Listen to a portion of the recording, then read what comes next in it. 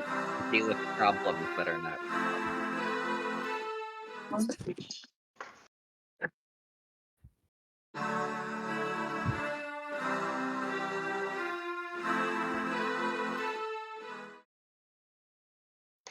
it been that long?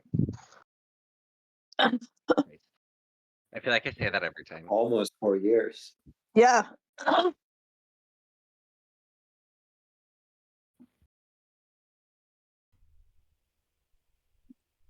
Hold on. Okay. Woo.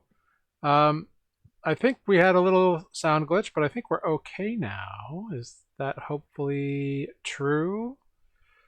Woohoo. Okay, great. Cool. Thanks for letting us know. I've got it. Well, to recap, hello everyone! Welcome to Nuuli Forged. We are a 5e actual play stream that takes place in the world of Nuuli that came out of my brain, and 6 of my friends are brave enough to play in, because the world we're living in is crazy scary right now and we need to escape. And thank you, I've Got It, for being here for 46 months.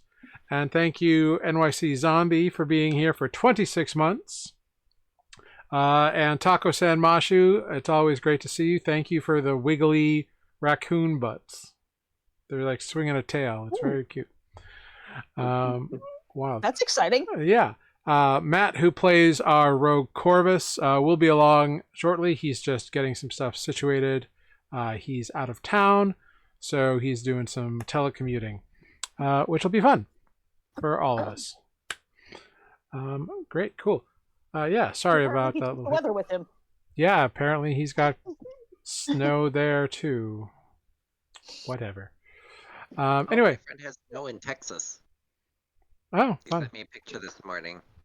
Well, like northern Texas gets snow pretty regularly, but like I don't know. Yeah, the Gulf He's Coast of awesome. Florida has blizzard warnings right now. Yes. Global warming is a myth. Obviously, it's Climate cold change out. is a myth. So. Right. Yeah. It's No. cold out. We've solved it. Yep. Anyway, before we get started here, let's somebody roll me a beautiful D31. Oh, and a big shout out and thank you to Black Green Token Queen, who gave us a follow a few days last week. So thank you, Black Green Token Queen. All right. Black, green, token queen. Yeah. Gotta love it. Great. Yeah, it's chilly along the East Coast these days. And I still went out for my jog today. It was unbearable. Yeah, I wore like thermal layer. I wore 2 layers of socks, thermal layer. Over my leg thermals, I wore like a pair of like fleece sleep pants, like PJ pants, and then my shorts over that. And then my thermal layer, a t-shirt and hoodie and sweat bandana with beanie. I was like, and I was still cold. And I normally like the cold. I walked outside, said no ma'am, and went back inside. Smart. Definitely dried out my hand something fierce. I had to like put moisturizer on my hands, which I like never do. So whatever. And my jog was more of like a pseudo jog because the track is like not cleared, so it's very icy. So it's like not doing the full run on that. Anyway, please everyone, let's go around, introduce yourselves, your characters, and let's answer the question, the 28th question. If a law enforcement official stopped your character, well, for some minor thing, how would they react? So how does your character feel about cops? Poignant. And we'll start at the top with Sarah. Oh, hey, that's me. I am Sarah. I play Andra Grayspark. Grand Spark, sorry. The last character was Gray, this one is not. Grand Spark, who is a halfling wizard. And her response to being pulled over would probably be something along the lines of, do you know who my father is? Fair enough. Sounds right. Next up, we got Tanner. Hey, I'm Tanner. I'm playing Lunine, the Fey Knight fighter. And if he's pulled over by cops, he would get pissed and probably bleed entitlement and want to speak to their supervisor because it's inconveniencing him. Fair enough. Next up, we've got Amber. Maybe.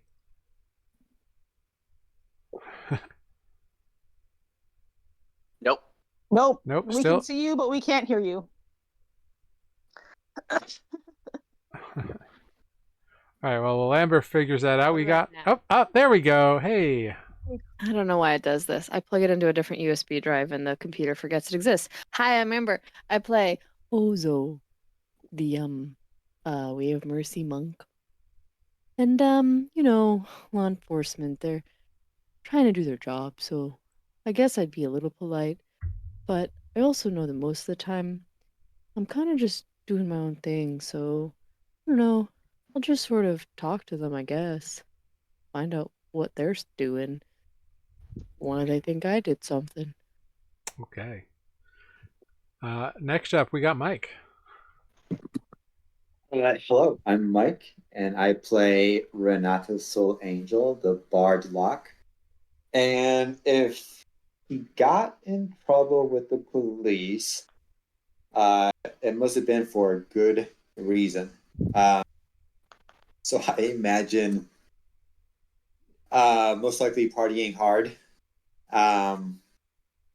and having police presence would probably increase the talk of the town about Renata. So he's all for it. Yeah, I think he'll be happy to have police presence because he would use that to his advantage. Okay, fair enough. Any publicity is good publicity. Got it. Well, yeah. Okay. Next up, we got Jeff. Hello, I'm Jeff. I play Selenar, an elf druid. And he would be respectful, and it really would sort of, if Selenar felt he did wrong, he would own it. If Selenar felt that he did not do anything wrong, he would evade. And it doesn't really matter what the local law is. It's his own thought about how he behaved. So, kind of depends. Fair enough. If the law is dumb, he would be like, go fuck yourself. Yeah, I get that. The police. Yeah. And my name is Jared. I'm your humble dungeon master here on Nuuli Forged. I play everyone and everything else that is not the 6-player characters. And unfortunately, I am both the lawbreakers and law enforcement in this world. So it's a dichotomy. I don't know what to tell you. Anyway, all that being sussed out, let's dive into last time on Nuuli Forged. Last time on Nuuli Forged, our party boarded the Healer's Eye under Captain Turi Joyson and set sail for the far community of Shorebank, nestled somewhere amongst the Peripherals, a strange archipelago where the smaller islands have a tendency to move and shift, apparently, and dangerous energy storms can cause havoc in a little bit of a moment, according to the ship's quartermaster, one Wallace Starlight. The party met the rest of the officers on board. First mate, the orc Camilla, the human bosun Lagerfeld, and his husband, the human cook Gordon. And they set in for having a couple weeks of downtime. Selenar and Andra opted to teach each other languages, with Selenar wanting to learn Halfling in exchange for Primordial being taught to Andra. Renata settled down to begin working on a song that would revolutionize music, while Corvus took up some training by watching Ozo. Corvus also took the time over the first 2 weeks to have some deeper conversations with his companions, as he felt it was time, since he had been more withdrawn. And speaking of, it looks like we're getting him in. Woohoo! Hello, look great, Corvus. don't I? Wow. Flattering do. writing. You look adorable. Wonderful. Anyways, yes, Corvus also took the time over the first couple of weeks to have some deeper conversations with some of his companions, as he felt he had been more withdrawn over the previous voyage. Andra searched for some rats, but the ship seems to be devoid of them, which attests to its cleanliness, I suppose. Lunine pretty much kept to himself, and one evening towards the end of the second week, Corvus decided to drop the mysterious bell over the railing of the ship, the one they recovered whilst in Cliffside. But at the very last moment before letting go, thought better of it, deciding instead that getting rid of it at a location where it was more sure to be forgotten and never found, because who knows what might find it at the bottom of the ocean. There's all kinds of creatures that live there. Meanwhile, Renata engaged in some cards with the crew, gaining quite some adulation and becoming popular enough to assist Corvus in a romantic pursuit of one of the local crew members. Corvus and the woman Zari escaped to some privacy somewhere below decks, and Renata was visited by the mysterious manager, the strange fey being who is offered to guide his career from time to time, applauding his increase in skill, but sad that Renata seems content to simply noodle on his guitar and not put the work into really the business side of things. And so we pick up as we on the Healer's Eyes as the ship sails southeast across the Vantic Ocean towards the much warmer and more tropical Peripherals, the mysterious archipelago therein. So, a few quick little errors that I want to fix. A couple folks did some rolling last time, and I misread the rules. So, unfortunately, Corvus, the week where you had that little accident during your training resulted in a little bit more injury, and you had to take the week off, so you only had 1 week of training successfully completed. It. You're fired. And Selenar, unfortunately, I believe you took the second week as instructee, as tutii in languages. Or did you have? I think so. I think I taught first, and then. Yeah, I think you taught first. Unfortunately, the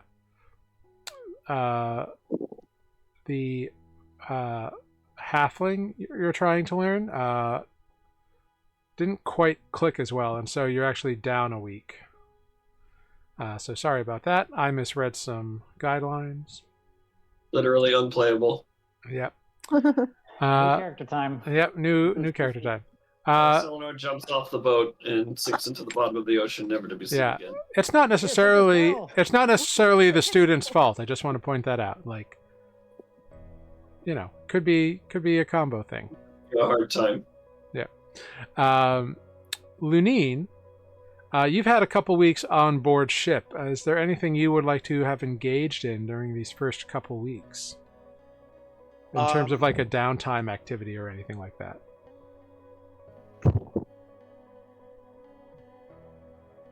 Actually, what was Renata doing? Renata was composing music. Okay, never mind then. What do you mean, never mind then? Never mind Lame. then. Well, what if I wasn't? What was her thought process? I'm curious now. Oh, I was gonna start teaching you Sylvan so that you could speak on my behalf more. Nah. He is definitely making you his PA. Yeah. You want to be famous everywhere. Gotta speak it. What an interesting topic. I don't know. Can I temporarily bank it and think during the session? Sure. I didn't know we had downtime. Sure, yeah, no worries. Neither did we. Yeah, if you want to bank it, and if you want to bank it, that's also fine and quick, and I'm happy with that. If you bank 10 weeks, we can talk about what that will mean at a later date. Okay. You'll get 1 week taken away though. Don't worry. I'm just teasing. Hey, you did the rolls. I just misread a table. Okay, great. That all being said, you are all aboard the Healer's Eye, this lovely little sailing ship, sailing southeast across southeast across a blue-green ocean. As you have been traveling, the weather has been getting warmer slightly over the past couple weeks. Renata, you've had a visit from the manager. The manager, yep. Yeah. He came by, offering you more if you want to put in some work into the process. So, you know. I believe he called you fun. lazy, actually. Well, no, he Recall that word. not at all. He said he was quite impressed with the devoted skills and the craft. Yes, I'm devoted to my craft at the moment. But as we know, talent only gets you so far. Anyway.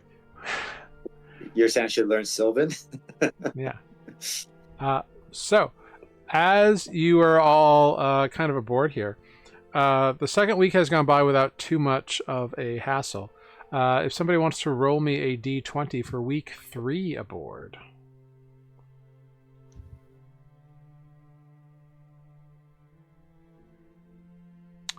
I rolled an 8. Okay. There you go. Cool. Great. I hope that doesn't mean shark people. Who's Shark and crabs. who's to know? Shark tornado. Could be anything. So yeah. So the week goes pretty well. Amidst the week, a certain bit of weather comes up, some like light drizzling rain. Nothing too like impedimentary to the journey. Snow. But everybody, go ahead. Just give me a perception check if you'd be so kind.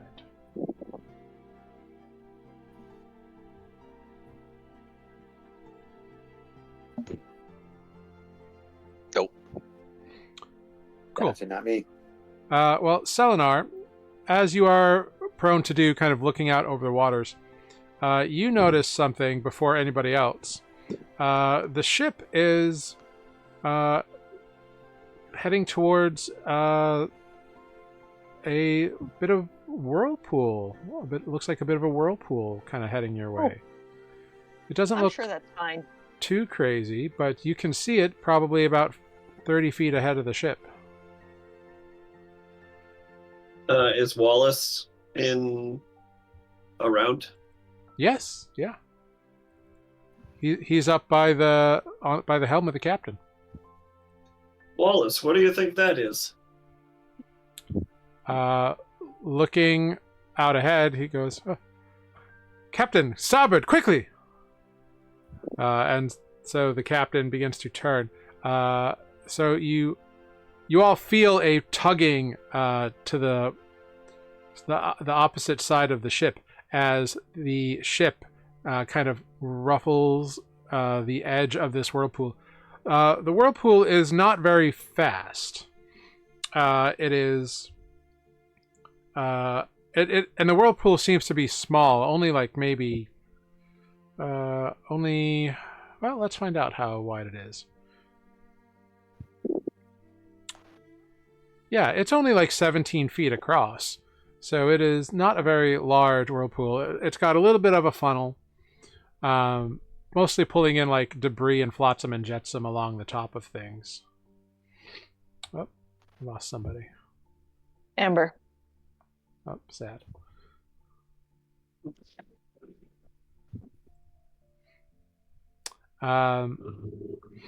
So you all see this. So the ship is not impeded by the event, but everybody, I think, yeah, I'm going to keep the same perception checks. So Selenar and Corvus, as you're kind of like looking in to the whirlpool, you see something begin to rise out of it.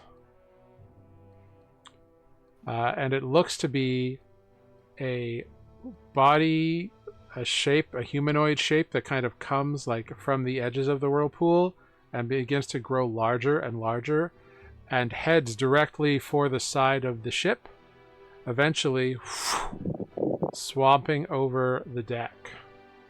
I'm sure that's fine. It's still fine. Don't worry. Just keep going. Yeah. It's fine. And I'm going to need everybody to roll initiative for me. Cool. Is the thing aggressive?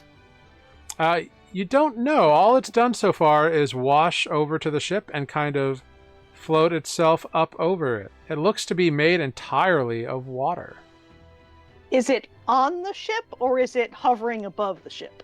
No, it's on the deck of the ship. Okay.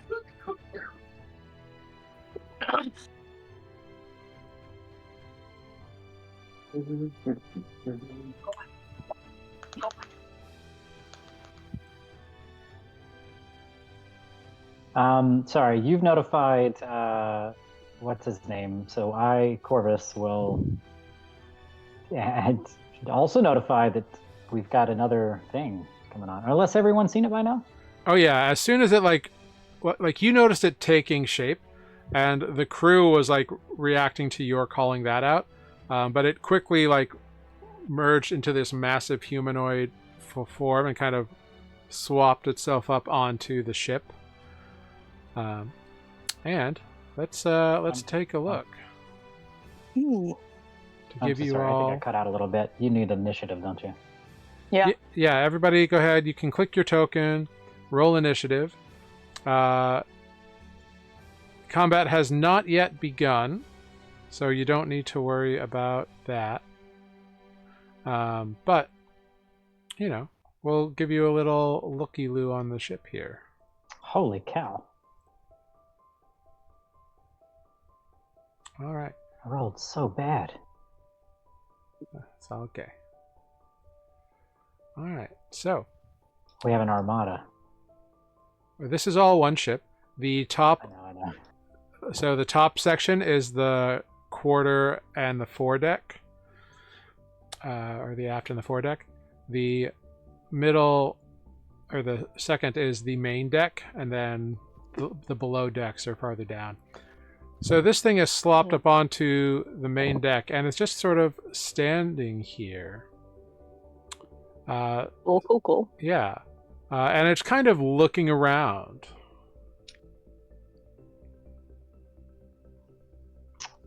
Does anyone speak Aquan?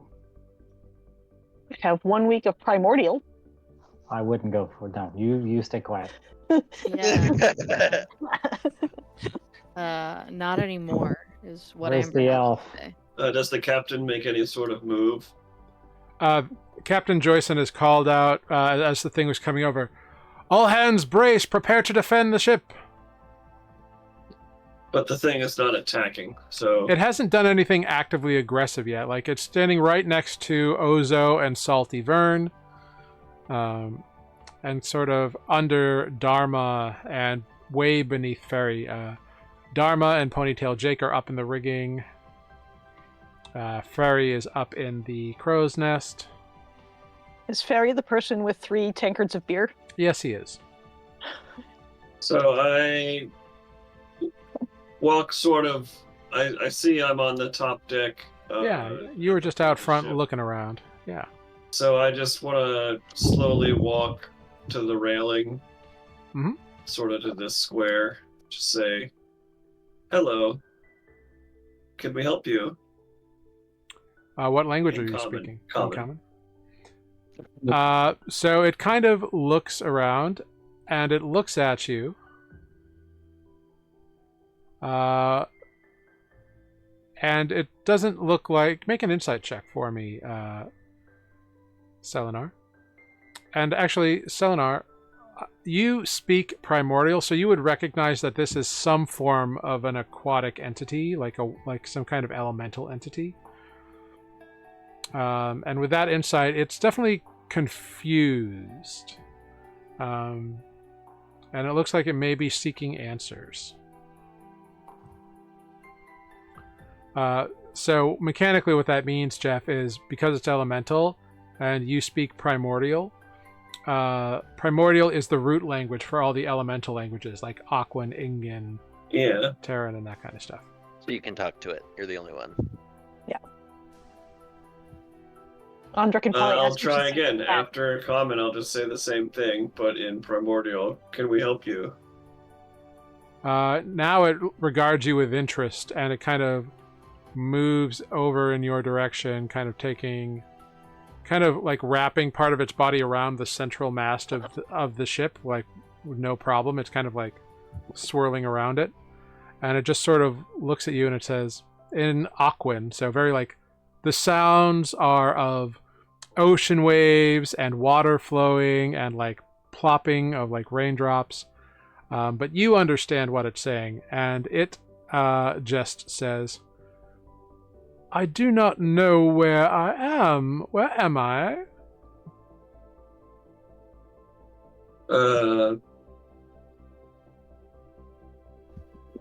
Could you read a map if I were to procure one for you? What Does is it a have map? eyes? Like, Yeah, it's got it's got like the shape of eyes.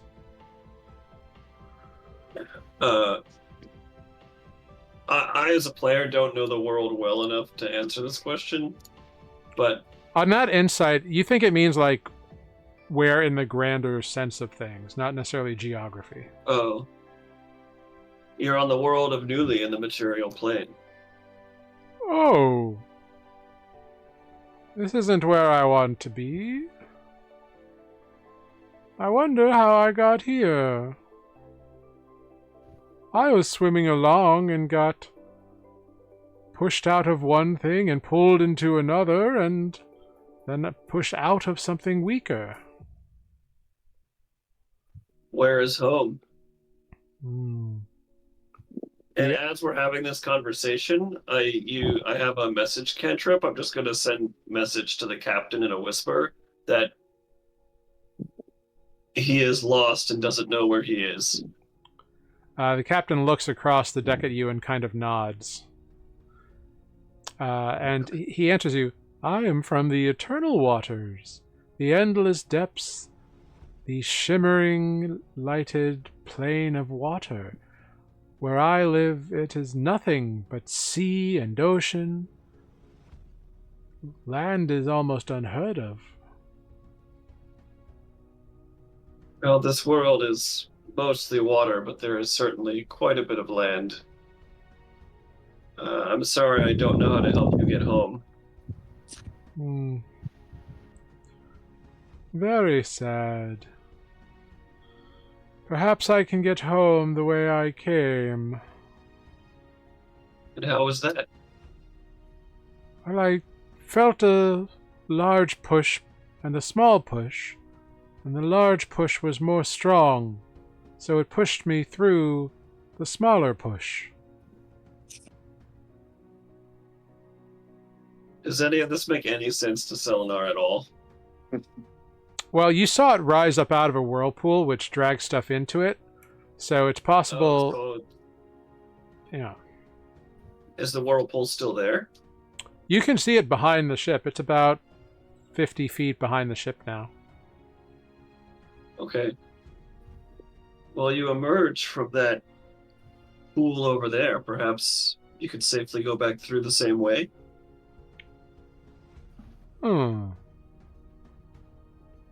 It's worth a shot. Thank you. It's nice to know that some people on this plane aren't as the legends and rumors say. Best wishes on your journey, friend. Hmm. Perhaps I'll see you again someday. Remain wet and forever fluid. And it kind of like does a wavy little dance and then flows itself over the side, kind of splitting itself around Crisp and back into the water, and then whoosh, moving away back towards the whirlpool in the efforts to return home. So in common now, I would suggest we move away from the whirlpool. Yeah. Selenar, go ahead. Roll a D100 for me, if you'd be so kind.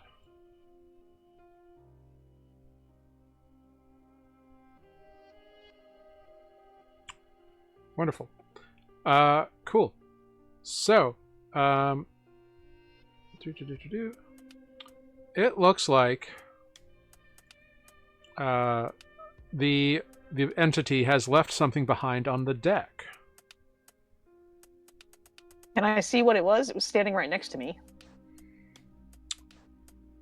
It looks like it left it like at Selenar's feet as it like Oh, went never mind then. went away. Okay. What is it? What does it look like? I'm not going to just pick it up right away. Totally. Well, if this damn thing would work. So it looks to be a stick. But like a very well made stick. And as you look at it, you see that the stick has like sort of weird carvings on it that look almost like a mouth carved into it. And you pick it up and you realize that it's not a stick, it's a wand. And there's a little maker's mark at the bottom of the wand, IGT. Interesting. So I'm still standing next to the rail, so everyone sees this happen. I just pick it up and I'm looking at it. Yeah. Where's Andra? Below? I'm the deck below you at the bottom of the stairs. You're this. Is this you? No, I'm the Which one who looks token like is you? This one. one. Yeah. Andra, we should look at this later. Okay. And I just put it in my pocket or bag or whatever. Mm-hmm. Yeah. Cool. Yeah. So you have that. What should I call that in my inventory? You Mysterious stick. You can call it Wand from Water Elemental. Okay. I like Mysterious Stick better. Yeah. You can call it As a better Mysterious Stick. Oh my god in hell. Well, if you think that's bad, I can get worse. What's going on?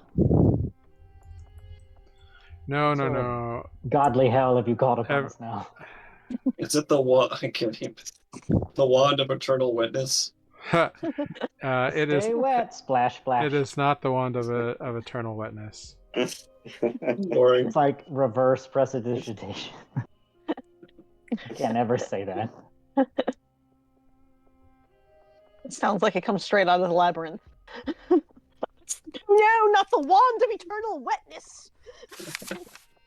Like in a game of Munchkin.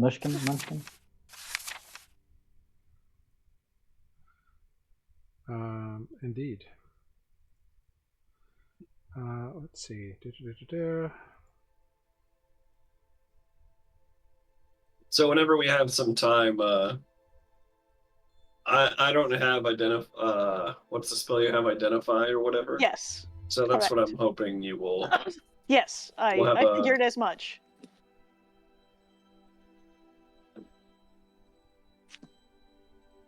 Yeah, it's a ritual spell for me, so Yeah. it will take 10 minutes of dancing around it on a table.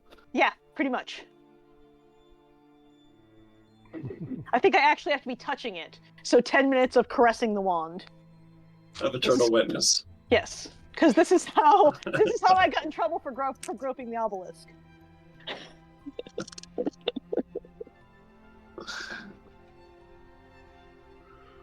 This is how I got in trouble for flipping the obelisk.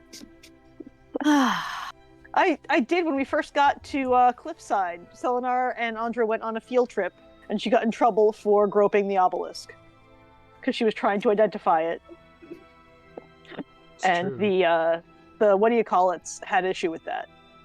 I mean, fair. I'm just, what a funny phrase. Grope the obelisk. indeed. Anyway. So that occurs. And it's kind of the talk of the ship for a while. And yeah, so the week kind of gets a little sidetracked by all that kind of stuff. What happened to the rat we fed the mushroom to? It didn't eat the rat, or the rat didn't eat it, rather. And it's fine. Okay. I wrote down that we fed it the purple mushroom and it didn't like it. Made a face. That is Or correct. it spit it out. Okay. Yeah. Probably didn't eat it. It just tasted it. Yeah, Yes. it tasted it and was like, "No, I'm good." Yeah, Andra tasted it too and decided it tasted terrible, so that tracks.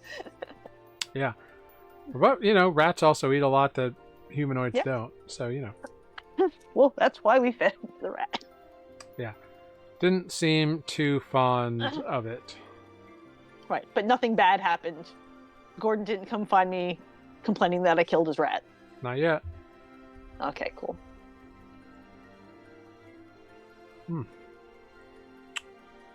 Yeah. So yeah, so as you pick up that wand and you kind of dust it off, you realize that as you're putting it in the bag, like, it's not actually a stick, it's just got a lot of tarnish on it. And you clean it up a little bit, and it's actually like silver. And the engravings are much finer than you initially thought. Yeah, they've just got little Are the engravings in any?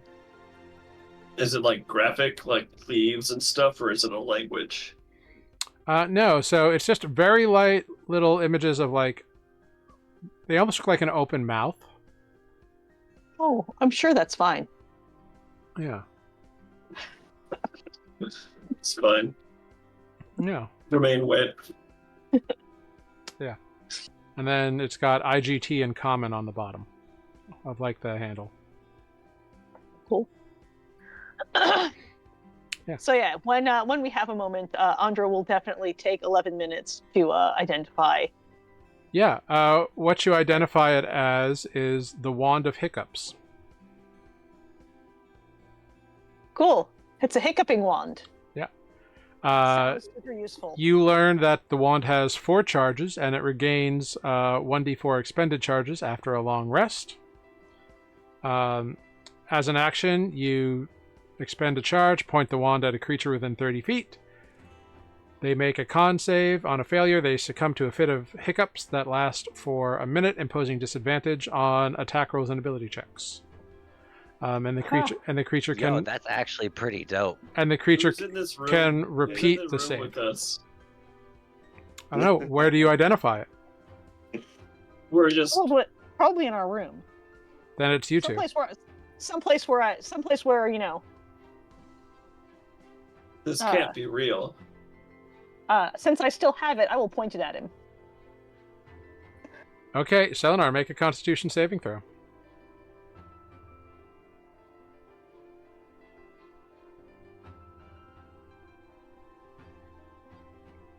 You get hit by this like thing, and your stomach kind of gurgles a little bit, but nothing happens. Guess it's Ooh. dud. No, I definitely felt something. Weird.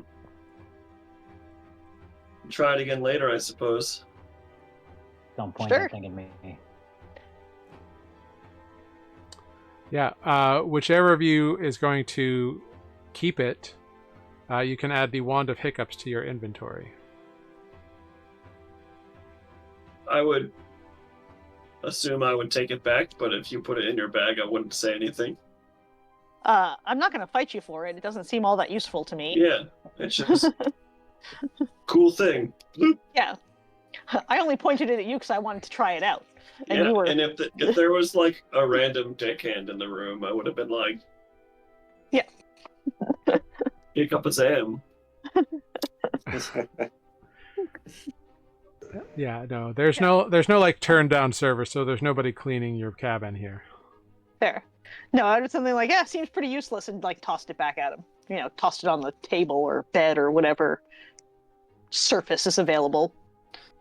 Yeah, into one of the little cots. Yeah. Yep, very good. Well, it's something you have in your possession now. Very cool. All right, so the sailing continues on and on. And, you know, it's definitely getting warmer the more you travel. And as you get farther south, everybody go ahead and make an insight check for me.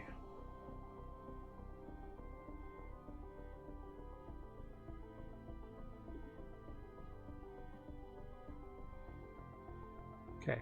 Yep, it's warm. Cool. Ozo, you pick up the crew is the general vibe of the crew is very sort of anticipatory, not excited, but like anticipatory, and not afraid either. It's like they know that they're getting to a part of the voyage where it's going to be interesting travel.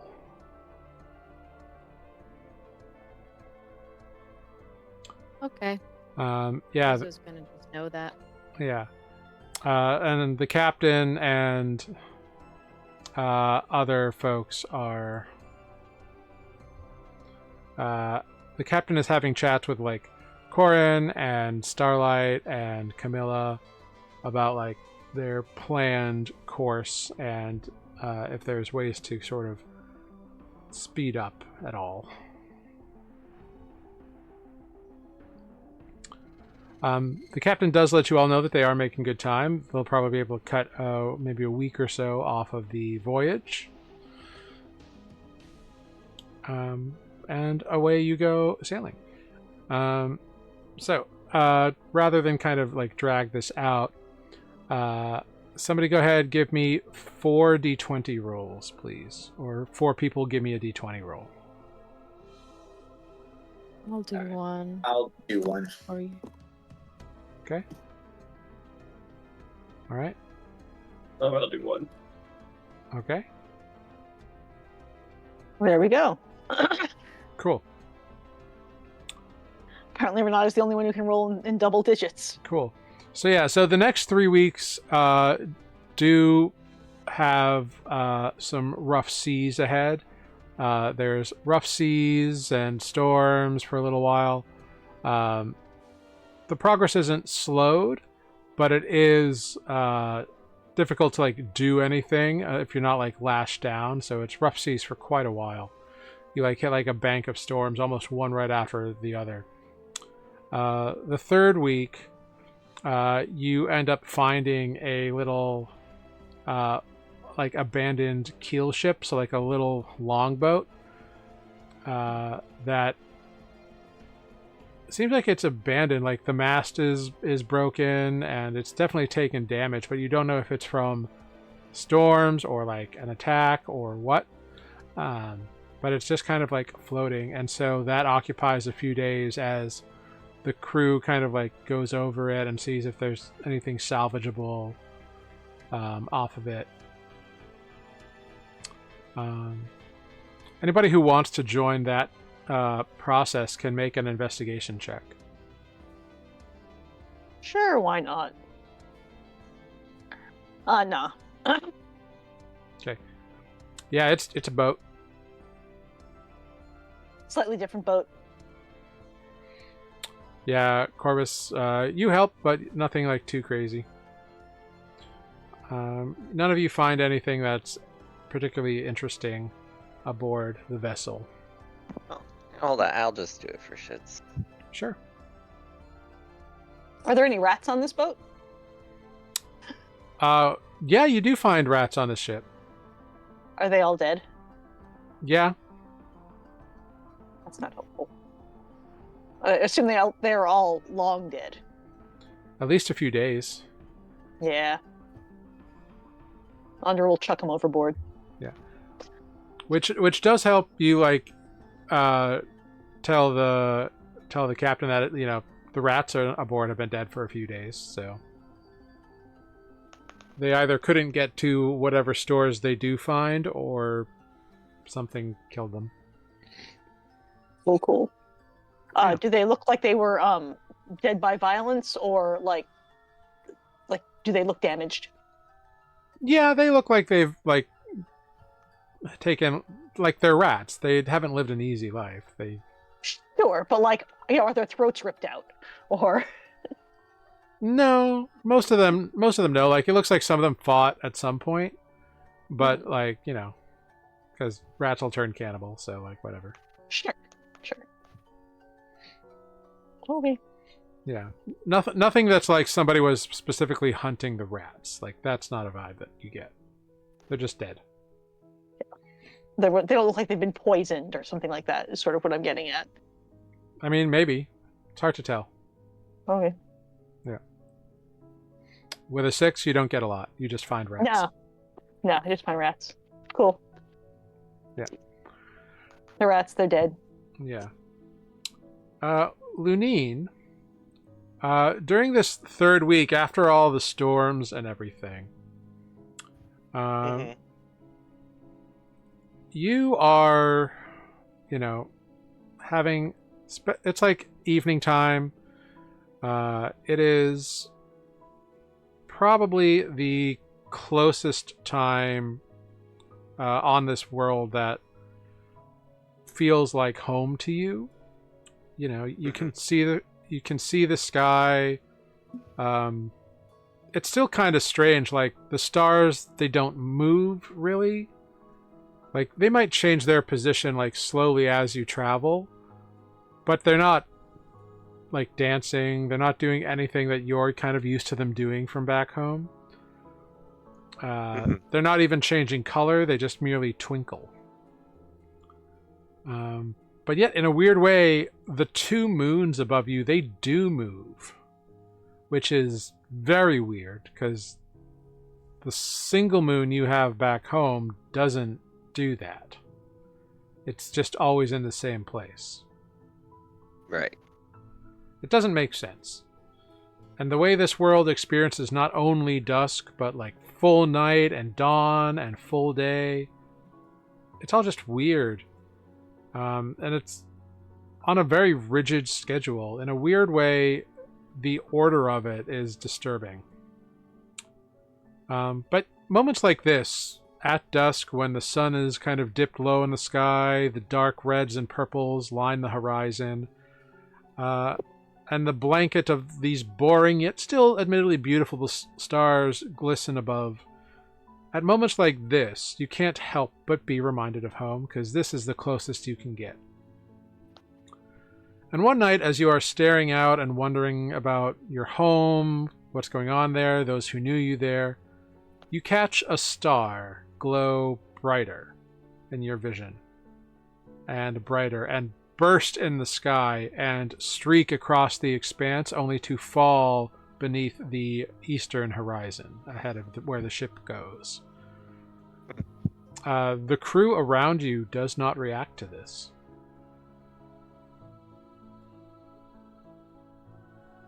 Wait, it fell from where you said? Just from the sky? Yeah, one of the stars grew brighter, and then fell below the horizon in the direction that you're heading.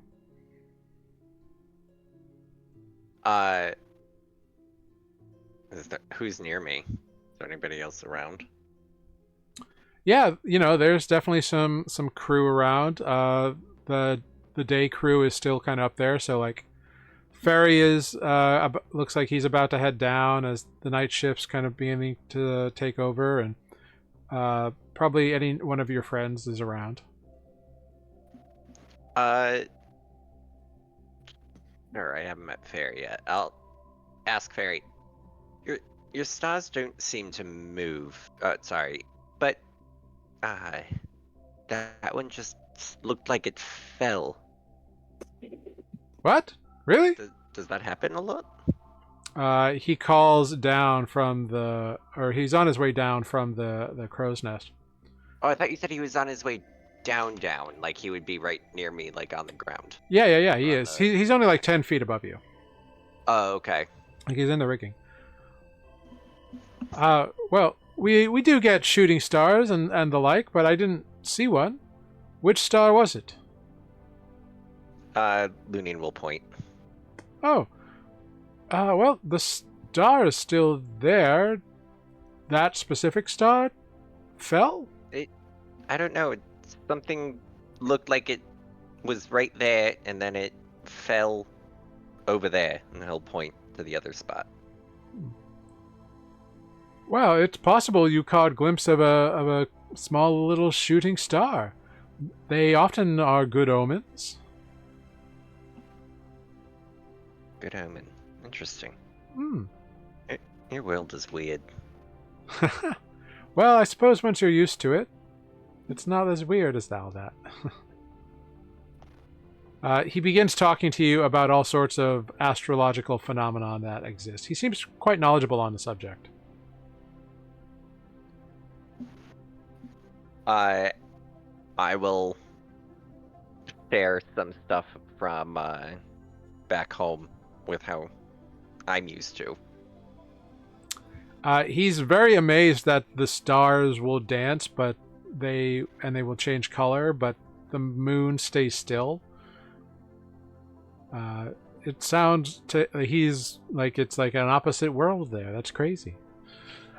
So you have a fun little conversation. You learn about all sorts of astronomical phenomenon, shooting stars, the occasional like comet or meteor that might occasionally crash somewhere on the planet. They have happened in oceans and islands and all kinds of weird stuff.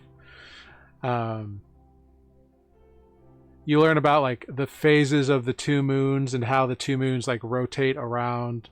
The smaller moon rotates around the larger moon. And this might be the first time where you learn the names of the moon. Tura is like the big one that's mostly spherical. And then Kalari is the smaller, kind of more broken, lump-shaped looking one. But the smaller one seems to like orbit around the larger one, but also the moons move kind of along a similar path around the planet of Nuuli, although it's weird. It's all weird to you, but it seems to be something that is accepted and normal here. It doesn't raise any alarms. Mm-hmm. Yeah. But you learn. It's always good to learn. Mm-hmm. Yeah. The fourth week of onboard activities is much better. The winds pick up in your direction, and after over more than a month and a half on the ship, you regain some headway pretty well. So if anybody wants to do any downtime activities that last week, you are good to do so. Let's start over with Ozo. Ozo, you spent a couple weeks kind of showing like basic footwork and stuff to Corvus. Is there anything that you would like to achieve in this week of downtime? I think Corvus is fine continuing with that impromptu, like, sure, you can stand next to me and copy what I'm doing kind of teaching. I think the only other thing would be maybe doing a little bit of lurking to watch Andra. Like, whenever I'm not doing the thing with Corvus, I'm gonna start lurking and watching what Andra's doing again. Okay. Just trying to learn more about who is this other halfling. Yeah. Go ahead, make an investigation check.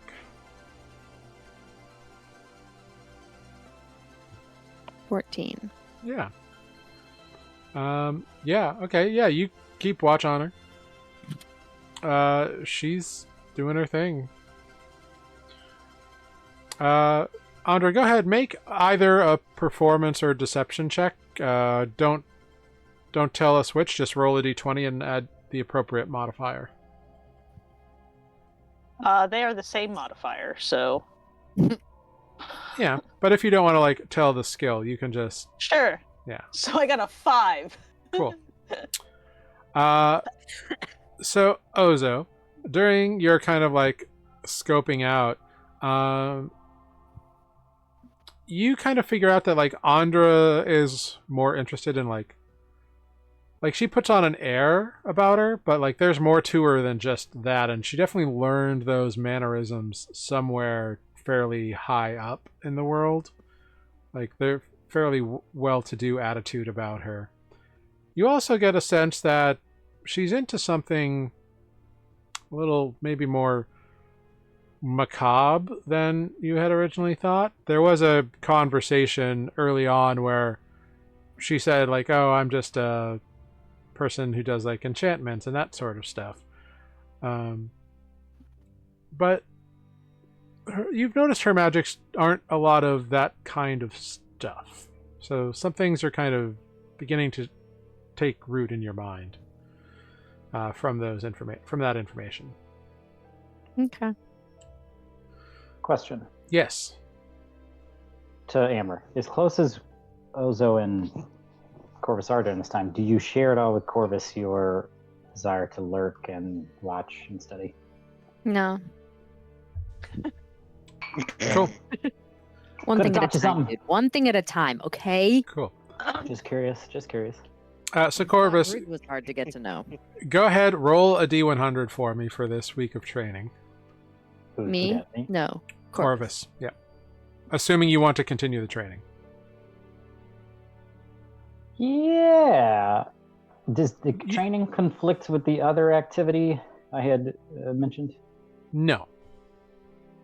Then yeah, hey, natural 100. Whoa. Wow. First time for everything. That's dropped that. amazing. Learn everything. You do. You make up a lot of ground. You can mark 2 weeks of training off. Good, it makes up for the other week. And speaking of those other things, go ahead. Make a stealth check for me and roll a d6.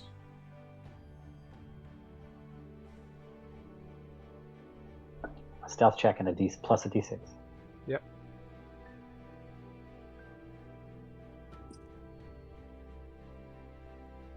Interesting. Well, he's very stealthy at whatever he's doing. A natural 6. I want to roll with things. Cool. So on a 6, I will let you tell me what this stealth check is going to apply to. Specifically. And instead of like randomly getting some answers on it, you tell me what exactly you're doing it. You can send me a whisper in the chat. A DM whisper. And then you can make an investigation check with advantage. Ooh.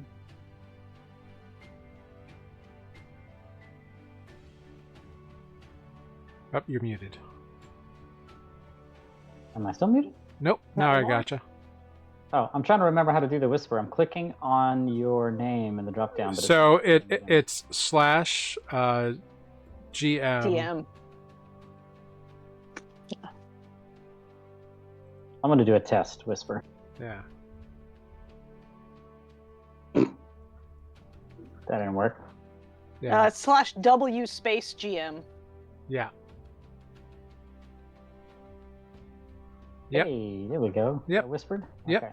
That is correct.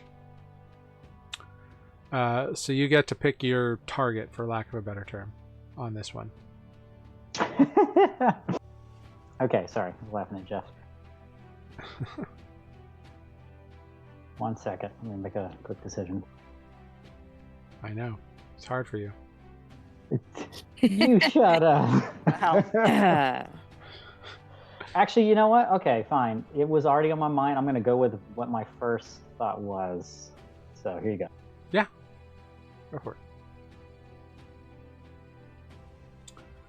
And Which then might be humorous. yeah, and then go ahead, make investigation check with advantage.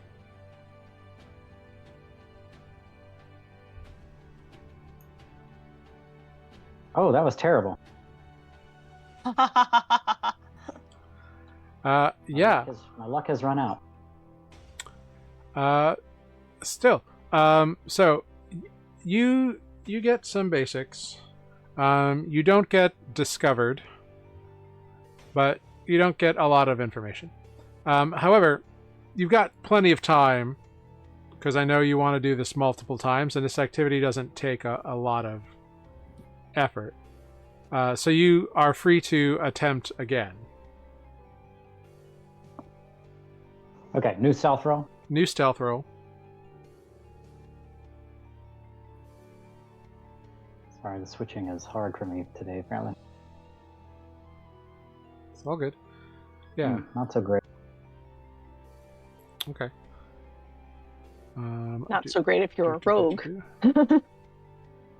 That's true. Maybe my luck truly has run out. Do you need a... Oh, no. Does the 6 still fly, or should I roll again? Is it random, or... The 6... roll the d6 again, please. Yes. Interesting. Well, there goes my good rolls. I should pack it up. Okay. Cool. Yeah. Well, actually, no, you don't need to roll the d6. Never mind. Are you going after the same, like, course of action? Yeah, same course of action. Okay, great. Go ahead. You still have advantage on the investigation check. Yeah, why not? Let's do it.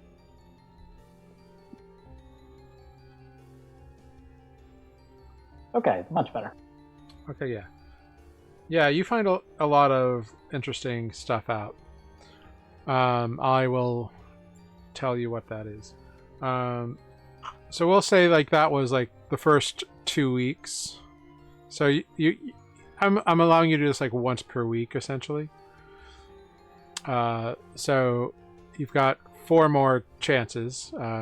If you want to try again, you can make a stealth check and pick your direction. Sorry, I'm trying to... I'll tell you what. I'll take notes at the end of all this. First for time. Yeah. Okay, so new stealth check. Yep. Week 3. Yep, so stealth check. Okay, great. Better than last week. Great. New D6. Don't worry about the d6. Copy that. Go ahead, investigation check with advantage. And you're picking the direction this time. No, tell me your direction. Copy. And then, yeah, so it's stealth, direction, investigation. And with a 19, you will maintain advantage on the investigation check. Cool. Gotcha.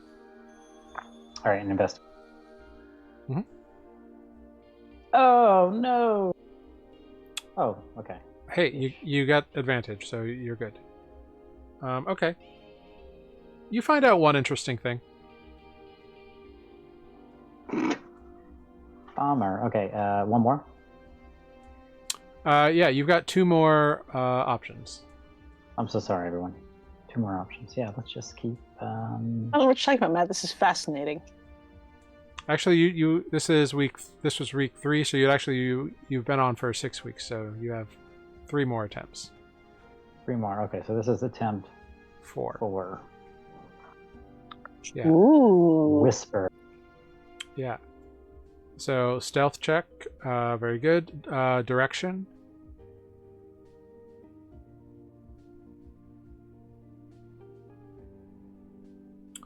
Okay. You will have advantage on this investigation roll. Ooh, picking up. All right. Cool. Yeah, you find a couple interesting things out. Okay, you're logging all this. You'll send me the notes. Yep. So week 5. I'll drop my poker face. Okay. Very cool. In the spirit of, like, the character doesn't know the numbers, would I have any sense of, like, when I have done... Well, yes, I guess. Yeah, never mind. Well, yeah, You said like... something like... Yeah. Learned a thing. Yeah, I'm taking a list of like the things that I will send you this information. I'm guessing Corvus is also aware of like, oh, this week was not as good as last week. Yeah, and like sometimes, you know, like there were a couple weeks where like the ship was rocking and it made things a little bit more difficult. And like sometimes, you know, like, okay, it's late at night, so there's probably fewer people around or whatever. Like there's a lot of factors going into these roles. Okay, that's fair. This is 5, right? We're on 5 and direction for 5. Yep, direction for 5. Just going all over the place. Okay. You have advantage on this investigation check. Oh, interesting. It didn't go through. There it goes. Double numbers twice. Wow. Okay. Yeah. At least you're consistent. Last week. Yeah. All right.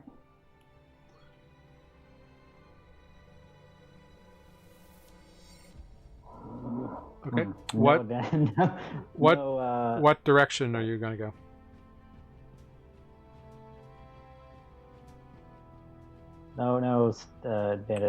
You have advantage on the investigation check.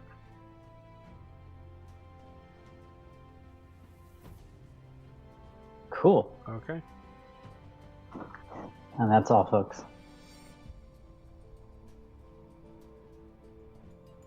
All right, cool. I will send you that sort of stuff. I'll start typing up my notes. Yeah. Wonderful.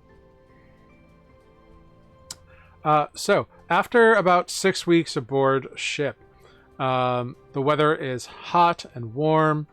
The sun shines much brighter as you get where it is very warm. The captain lets you know that you're pretty much on in the area of the sea that is the peripherals are going to start showing up. And Captain Turi asks you to join him, Corin, and Starlight in his office.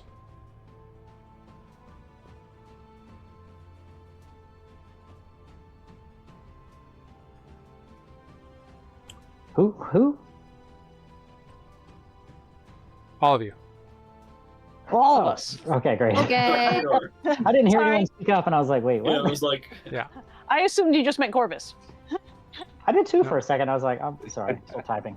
No, it's all good. sure, so we have a meeting. Sure. Yeah. So, they just want to like have a general talk about what you can expect going into the peripherals.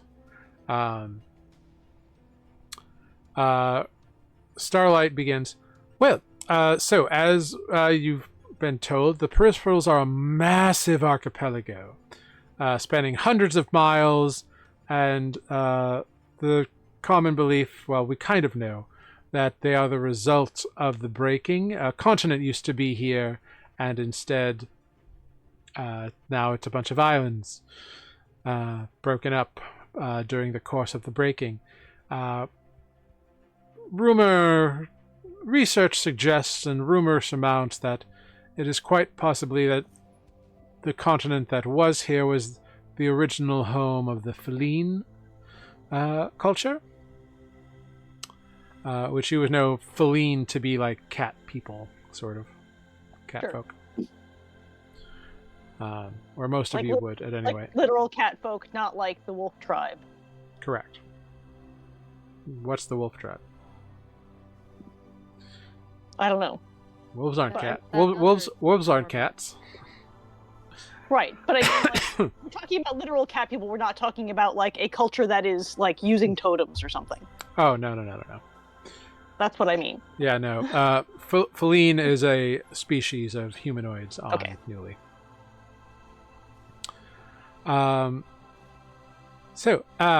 Some islands are only a few hundred feet wide, and sometimes they have a tendency to travel, which can make navigating very difficult, which is why you have to really rely on the larger islands. some, Sorry, you said the islands move? not all of them, but some of the smaller ones have a tendency to drift around a little bit. Are they not attached? I couldn't tell you. They seem to act like a regular island when you are there, but if you leave and come back, sometimes they've moved a little bit. It's usually the ones under a certain size, although I couldn't tell you what that size is. We haven't really registered it. Nobody has. The Peripherals have only been being visited for a few decades, perhaps, about 20 years or so.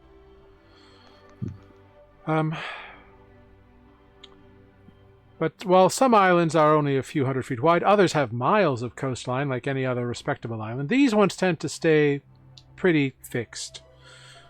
And sometimes the islands can be but a few hundred feet apart, meaning you can't even get a ship through, and other times you have to sail for days before you find another island.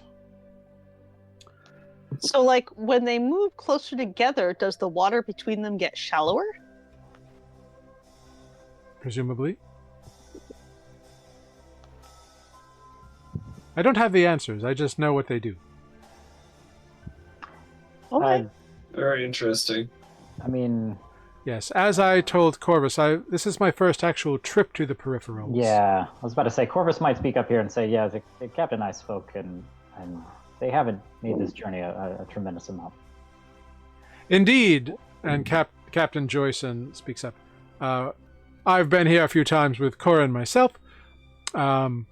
We have a few large islands indicated on our charts, but nobody really has a good map of the area. It's all sort of guesswork.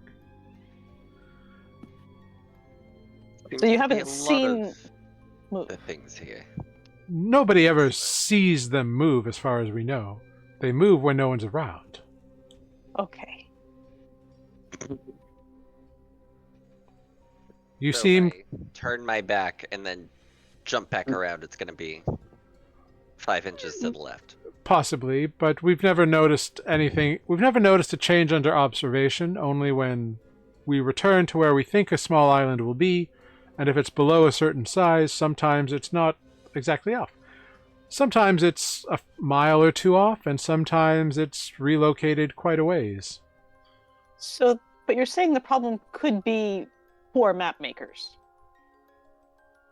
I'd like to think those who engage in the craft know what they are doing. They don't ever make mistakes. Well, I'm sure they do.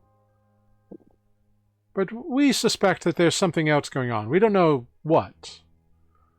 I don't know. The idea that, a map maker may have made a mistake sounds far more plausible than an entire mass of land getting up and going for a walk. Unless it's not land. Possibly. All I can tell you is what I have seen and what I can relay from my experience. That's what I can tell you. Yes, Captain, as Starlight Wallace begins again. Now, also, the Peripherals have very few established ports of call, and those are usually run by whoever lives there, and sometimes, most often, those are not people you want to mess with. The islands have no unique cultures or civilizations or anything like that. It's home to pirates and smugglers and other people who want to disappear from civilization. Each island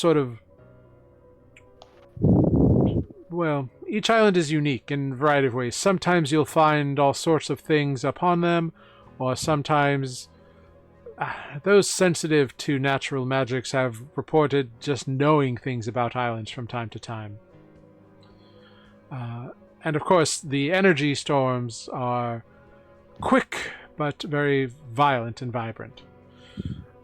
Usually when the energy storms occur on an island, they're much less problematic. It's mostly at sea that they can be most damaging.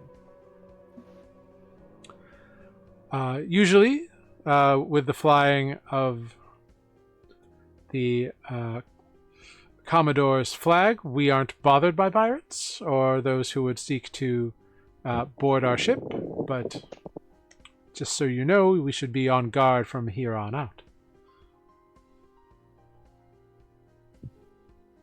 Great. Understood. Yeah, and the captain kind of speaks up. Thank you, Wallace. Starlight, you can back to your duties, please. Aye, Captain. And he kind of nods to you all and walks out. And the captain kind of leans back in his chair, and Corin remains. Now then, my friends, I believe since we're about to enter the Peripherals, it's time we finish our discussion about the latter half of your payment for this voyage. I forgot about that. It's been a few Okay. weeks, but rest assured, I have not forgotten. Now, it is... Well, some years back, during a previous trip to Shorebank, we lost a friend aboard the island. A human man named Barl. He went missing one day. We've learned that a resident on the island may have been the last to see him alive. And we'd like to know if he still lives, or what fate has befallen him, if nothing else. Now, Barl carried a magical item that we found very useful, sort of an eyepiece that told him magical secrets. And while we'd very much welcome the items returned, we're more interested in learning about Barl's fate. Now, the resident upon the island is potentially dangerous. So Shorebank itself is a fairly large island. Sort of a mid-sized island, I suppose. And to call the entire island Shorebank is really a bit of a misnomer. Shorebank is the community, the settlement on this particular island. It's a bit of a ramshackle town. Pirates, smugglers, criminals, people who want to disappear, much like everywhere else. Anyone looking for a low profile. There's no real community leader. It's a free port. That being said, since there's no dockmaster, no mayor, or any sort of authority, it's docks that we won't be pulling up to. The settlement lies on a medium-sized cove on this island behind a massive sandbar that only allows ships to approach at the highest points of the tide. The buildings are kind of sporadic and few and far between. Many are built upon pylons and made out of scavenged materials and that sort of thing. The only structure that seems to stand out is a tall, green, shell-like pyramid sort of set back in the jungle. It's a fairly dense jungle, rocky shores throughout most of it. The cove with the sandbar is sort of the only real place you can safely approach by vessel. You said a giant green pyramid? Is that what you said, Jared? Yes. Yeah. Yes. Pyramid. Okay. Perhaps ziggurat would maybe more appropriate. It's a pyramidal structure. I've never been close to it, but it looks like green and shell-like. So when we approach, we will lay anchor offshore on the far side of the sandbar and use small boats, the longboats, to carry crew and you all ashore. Now, the Green Pyramid. This is where we believe Barl may be held, or may be residing, or may be captured, or may have been killed. We don't know. We want you to find that out for us. Do people live in the pyramid? We know one who lives in the pyramid. We've never met him, but his name is Trast, and he is some sort of a wizard or spellcaster of some kind. He's a Tortu.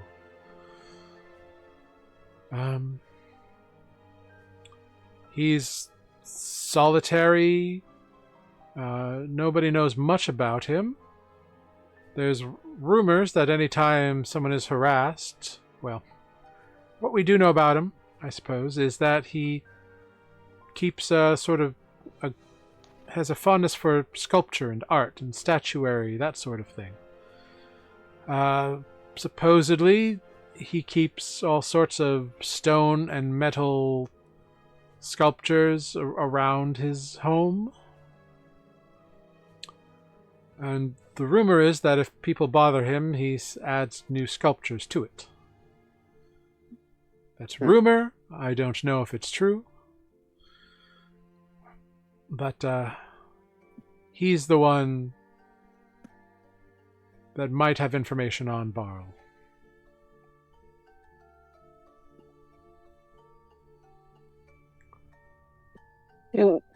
Did he build the pyramid? I don't know. People seem to not know a lot in this plane. No. It's a big place, and we've had a lot of time where people were just dealing with survival. Before I was born, I was born only a few years after the spell storms ceased. So I'm like It makes me wonder first how generation. anything functions if nobody seems to know anything about anything. Well, the peripherals I are mean, new. Joyce did just tell us he's only been here 1 or 2 times, so you can't expect. No, I'm talking Improve the about ship. this is. I mean, they're saying they don't know anything here. People in the city don't know anything about things there.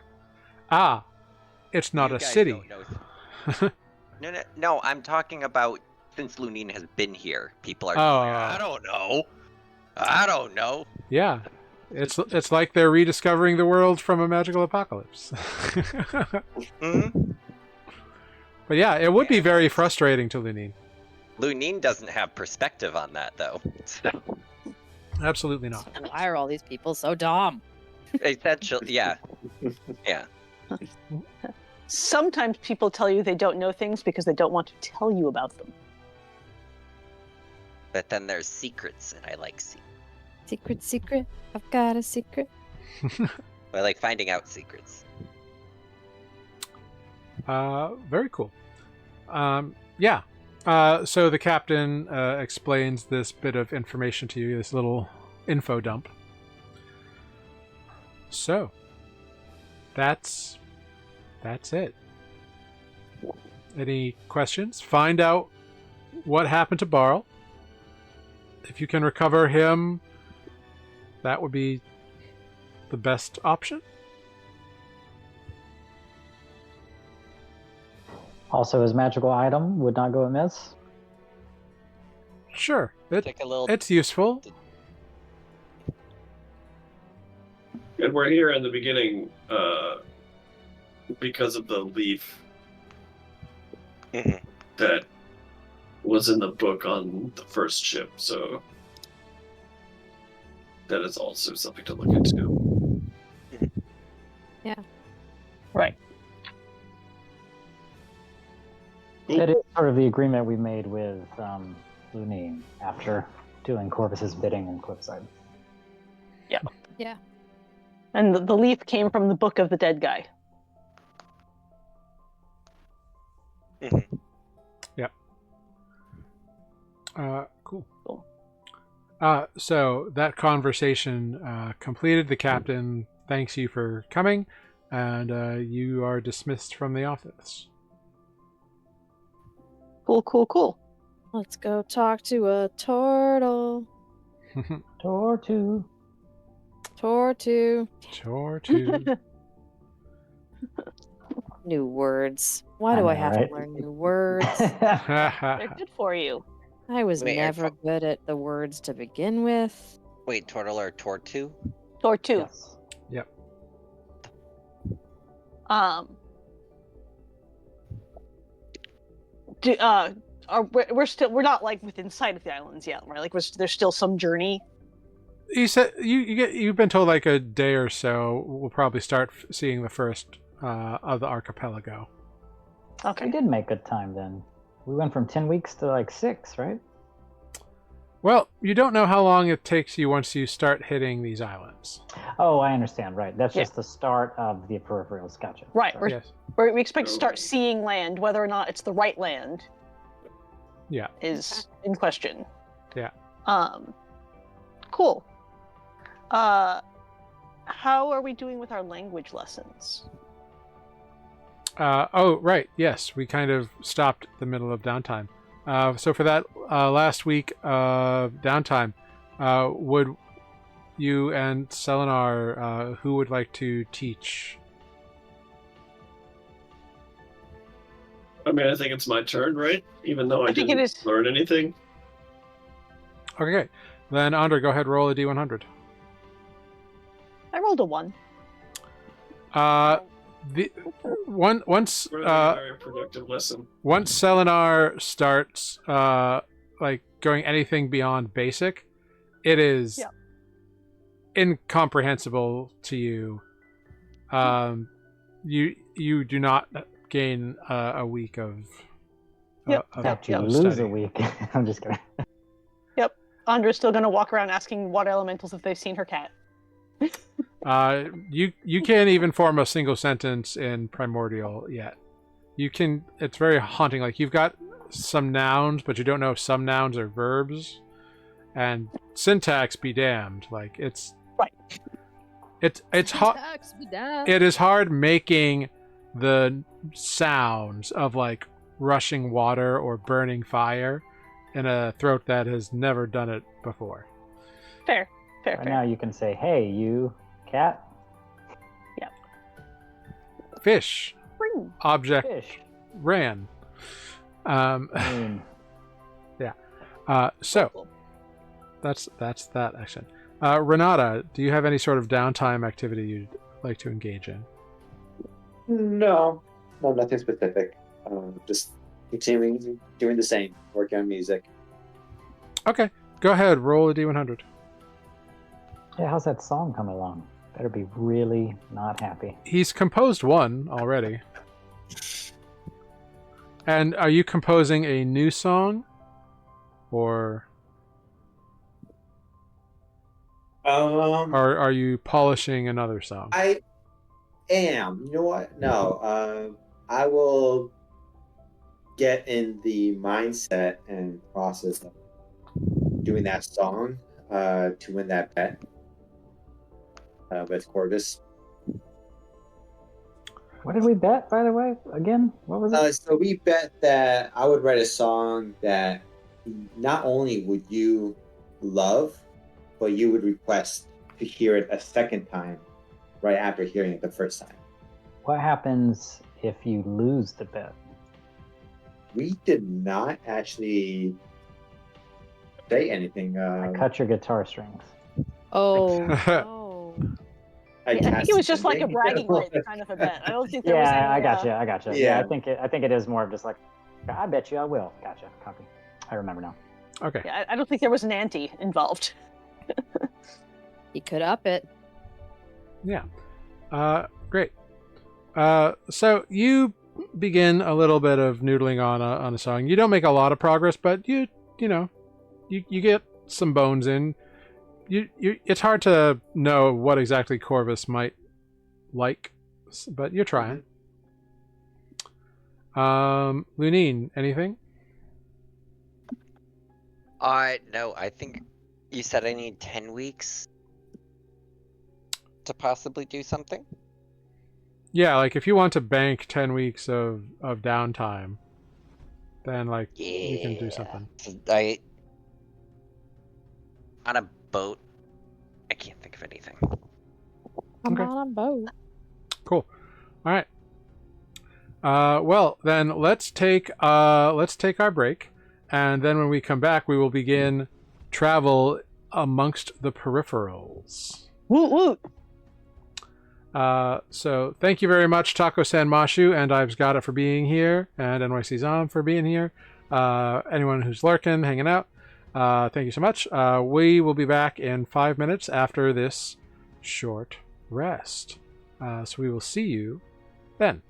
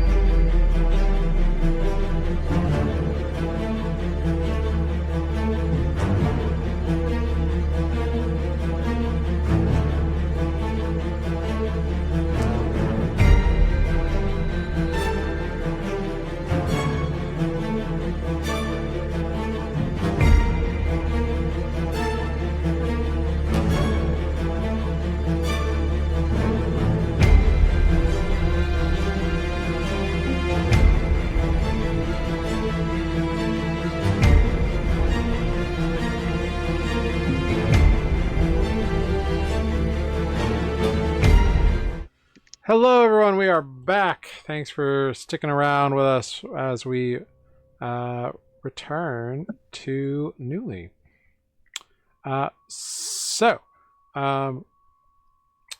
Indeed, after after a day or so, you begin to see off the coast, or off in the horizon, you begin to see islands take form. There's a land ho, coming up. And you begin to approach the first island of presumably, of the archipelago known as the Peripherals. As you get closer, the ship is, providing it's large enough, the ship is going to make anchor and get some, like fresh water and that kind of thing, do some resupplying, providing the island can do that. The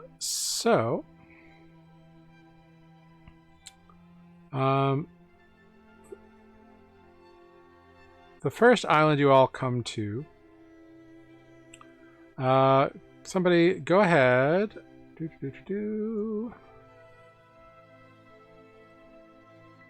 And roll me a d12 if you'd be so kind.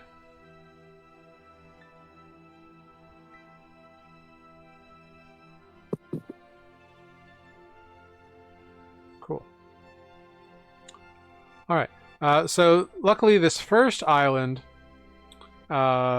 is fairly large, it seems, and so they're able. The captain is able to use it as like an anchor point to be like, okay, we're on the right place. We know where we are, and Starlight is able to check it against his maps, so they're able to plot a course very nicely. It's a large island with a very dense looking forest. The forest is palm trees, so like tall, massive palms with big fronds and like big leafy vegetation down below. And the crew is very excited, and a expedition is put out to find fresh water. If anybody wants to aid in that, you're more than welcome to. That sounds like fun. Yeah. I want to go to there. Okay, great. I don't have to get off a ship either. Yeah, anyone who wants to. They're trying to find fresh water. They are, yes.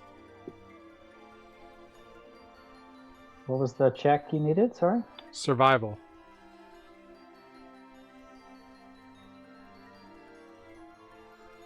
Yeah. Oh, it's so sad only seeing a +2 in that after spoon. Great. Yeah, with you two helping out, you find fresh water actually not far from the coast. You don't have to go too far into this like thick, dense undergrowth of jungle. And it's pretty easy to like load up some new kegs and casks of water, which is good. Yay, helping. I'm I just wish they would have curious. just asked. Because Yeah, I can stop for that. make 10 gallons of water a day. Nice. You could But bring it up. I guess they No. probably don't. I feel like that would go very quick on the ship, though. Yeah, there's Yeah, A know lot of people working hard. there's Fine. 30 members of like between the crew and officers. So with you, there's 36 people on. So 10 gallons will yeah, go quickly. I mean, it's fine. I don't say anything about it. Yeah, no, it's fine. Add it to the stockpile. And honestly, like if you offered, like the captain would take you up on it, but they'd still be restocking stuff. Yeah, I mean, if we had gotten like super low and it was a problem, the spell I'd have to prepare anyway. But if it never came up, it never came up. Yeah.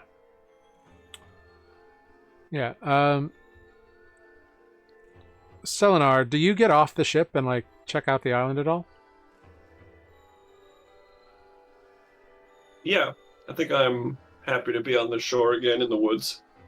Yeah. Cool. So these trees are unlike anything you've seen before.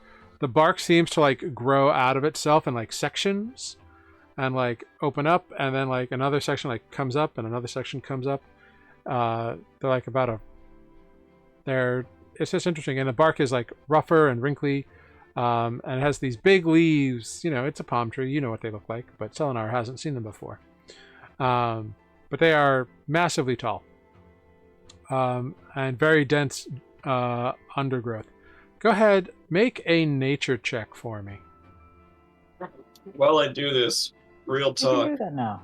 the rainforest in Northeast Australia was wild. Figuratively and literally. Oh, I bet. It's on my list. Yeah. The island is very interesting. Not wet enough. it's Not a- that wand. It's a new sort of environment that you haven't like experienced before. It feels like there's a lot of potential here on this island. Like, it's so big and the forest is so dense that there could be anything deeper inside. Interesting. Yeah, and what is more interesting is that as soon as you begin walking on this island, you can feel something like through the soles of your feet. It's not quite a vibration, but it's something. Is it just like there's so much life, it just is tangible in some way? Or is it Maybe. like there's something in particular that I'm in? Maybe. It's hard to know. You've never felt anything like it before. It's almost like you can feel the nature of the island in a weird way. Well, if anyone's around me when I have this feeling, I'd make a comment that this forest is overwhelming in its power. Something about it I can't quite place. But we should be careful. As if we needed another warning. Does it feel dangerous?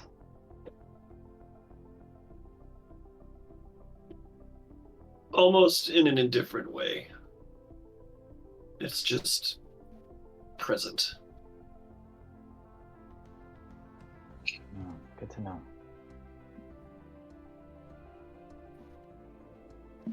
I'm curious. Is the sandbar visible right now? Like, can I stand on it?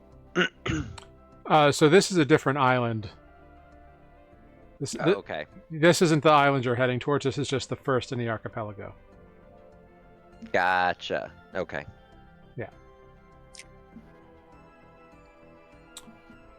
But yeah. I guess with Selenar's warning, I'll keep watch once we're finding the water, like however long we're then having to, load up and whatever. Yeah, the captain makes a order that we'll be here for the night. So if anybody wants to like sleep ashore, you're welcome to do so. Hmm. Do we want to do that, Selenar, or is that a bad idea? I'm gonna expend a charge of wild shape to call my owl familiar and send him on a scouting mission in the sky. Cool. So this is the first time you're doing this. So what does it look like when you summon this familiar, and what's its name? Oh, cool. Oh god, I need an owl name. Mhm. Hooty hooty! List of cuteowlnames.com. Well, remember, it's a spirit that takes the form of an owl, so it can take the form of any tiny little beast thing. Samuel. Shovel. Okay. So I just look to the sky and go like this, and a barn owl flies down, which is wildly out of place on the island, just flies down from the tree seemingly out of nowhere and lands on my arm. Yeah. And I give it a scratch and then go like this and throw it into the sky. Now what I don't know is what does it look like when I am, because I can see what it sees, or is it sort of like Yeah. totally dissociate in my normal form and like sit in a chair, or is it can I sort of Yeah, so to a certain distance, you can like warg into it, where you see all of its senses, and you don't know what your body looks like when this happens, but when the others around you watch this happen, your eyes go totally white, and your face kind of goes a little slack, and it looks like Selenar isn't present. Poke him. Yeah, it does nothing. But what you see, how far out can you warg? Is it 2 miles? Or is it 1 mile? I forget.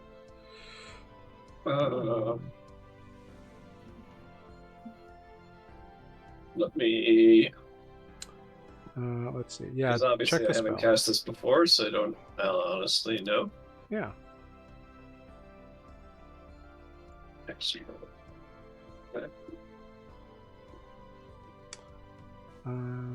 Yeah. you can expert a spell slot, or use a wild shape to cast Find Familiar without material. Yeah. I think Find Familiar is 1 mile. I think. Oh, they've changed it. Okay. So I can communicate telepathically within 100 feet. yeah.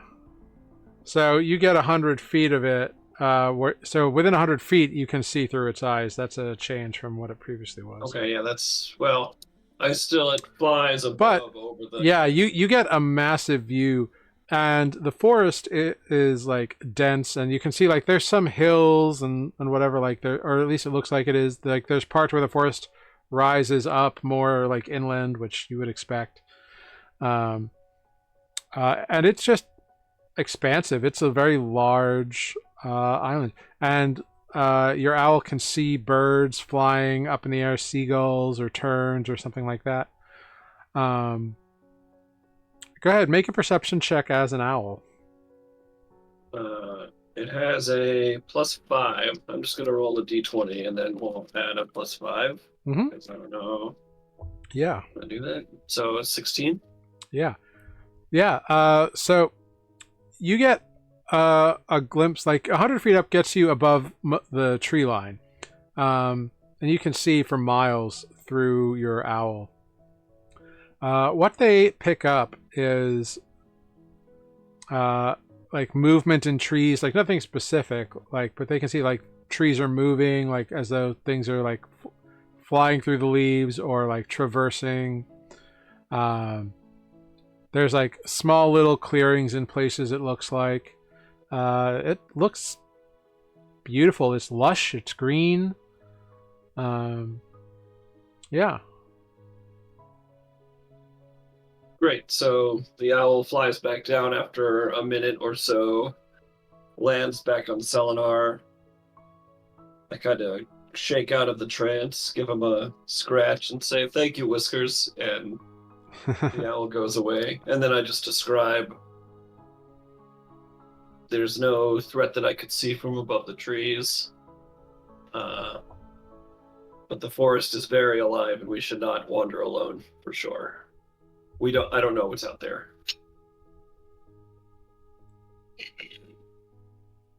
Did you see like any houses or anything? Like, do people live here? Nope. It's just canopy and birds and birds I could see. What kind of birds? Not owls, I suppose. You're bird I watching. don't know. Here's a nature check. 18. What kind of birds? Seagulls. Seagulls, terns, maybe a parrot or a macaw.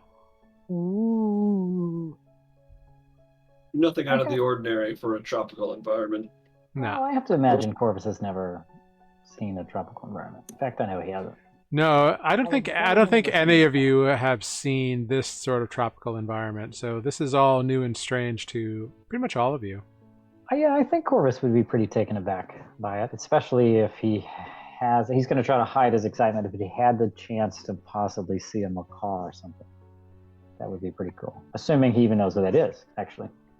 Yeah, Selenar can point out to one of the brightly colored birds that's kind of on a tree and just kind of burr, making these weird noises as it's just kind of like fluttering around. Very brightly colored reds and blues and greens in the feathers, kind of a curved beak, massive wingspan, long tail feathers. I'd say that even without saying anything, Corvus is pretty, like, odd. Yeah. But yeah, so the captain has said that, you know, like that, like some of the crew is intent on like making a little camp on the shore and kind of spending the night. So if people want to join them, they're welcome to. Did we come here by the longboats, or is the ship? Okay. Yeah, no, this is not an inhabited island. There's no dock or anything, so the ship is back. And some supplies are like scavenged through that survival check. Like there's some hunting done, so like there's like a fresh boar is brought and made to have dinner. They're gonna throw a party because like, hey, we've been at sea for so long, we're gonna have a first night ashore kind of shindig. Is most of the crew here? Yeah. Is Gordon the cook here? Oh yeah, he's overseeing the food. That's the important question. Yeah. Cool. And they're all like, who is still on the ship? I guess is my question. So at the moment, like it's about there's like a handful of crew members. The officer aboard is probably Camilla at the moment. But everybody else is on the beach. You don't know who's going to return, like for the ship. Like not everybody's going to stay on the ship, but the captain has given permission for some people to like stay. Sure. I was trying to gauge if it was like, you know, we left 2 people on board, or if we left half the crew on board. No. The captain is like it's a skeleton crew for sure. Like there's maybe like 7 to 10 people on board. Okay, but it's not like somebody's there by themselves. No. For what it's worth, I think Corvus will enjoy the dinner, but he's going to sleep on the ship. How far from the shore is it, roughly, just out of curiosity? The ship or the party? The ship. How far away would the party on the beach be from the ship in the water? So the ship is a few hundred feet out because of the way the water works. So like it's a few minutes by the rowboats. Okay. Just curious. Yeah. I mean, a couple people like definitely did swim it. Like Aiden jumped off the ship once they were anchored, and he was allowed to do so. He just dove right in and like did a swim. He's a very fit individual. I will not be swimming if I can help it. Fair. Yeah, like you watch like as the boats are lowered, he's like swimming because he's apparently one of those people who's like good at like finding stuff. So he like finds the way and kind of like collapses on shore as like the boats are about halfway in, and he like gets up and like runs around a little bit, and like by the time you get there, he's already like established a little perimeter. Mighty impressive. But back to the party. The party's a couple hundred, or like probably like 50, 60 feet away from the tide line. There's a big bonfire that they're setting up. There's a pit that was dug on the beach that is smoking and roasting that boar that Gordon has trussed up. Seems to be working on some like vegetables that were scavenged, some like wild onions and that kind of stuff. Some kind of strange tuber root looking thing that he says is edible. I think Andra will probably do the same thing of stay for dinner and then go back to the boat to sleep. Yeah. Is anybody going to spend the night on the shore with crew members? Ozo is. Yeah. So curious, as Lunine steps on the island, Yeah. what does he feel? Because you and I discussed something else. When you step on the island, you sense nothing. Really? Yeah.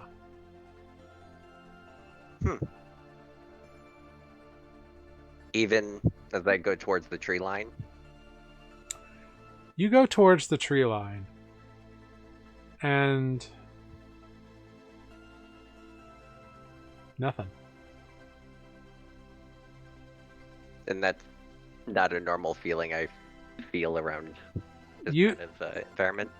You have never been near, well, a couple things. You've never been near a forest where, well, you've never been near a forest like this, number one. And you've never been near a forest where you haven't felt something reach out to you before. Right. But there is no reaching out from anything that you can feel in this forest.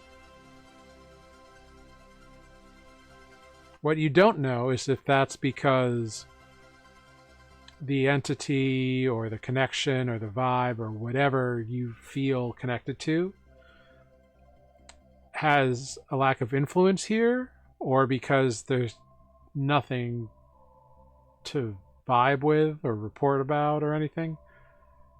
It's, Okay. yeah, it's a little confusing because you don't feel anything, you don't feel like an inherent, like there's something dangerous here, but you There's all, just nothing there. there's just nothing either way. Right. Okay. Yeah, Interesting. it could just be a wild island.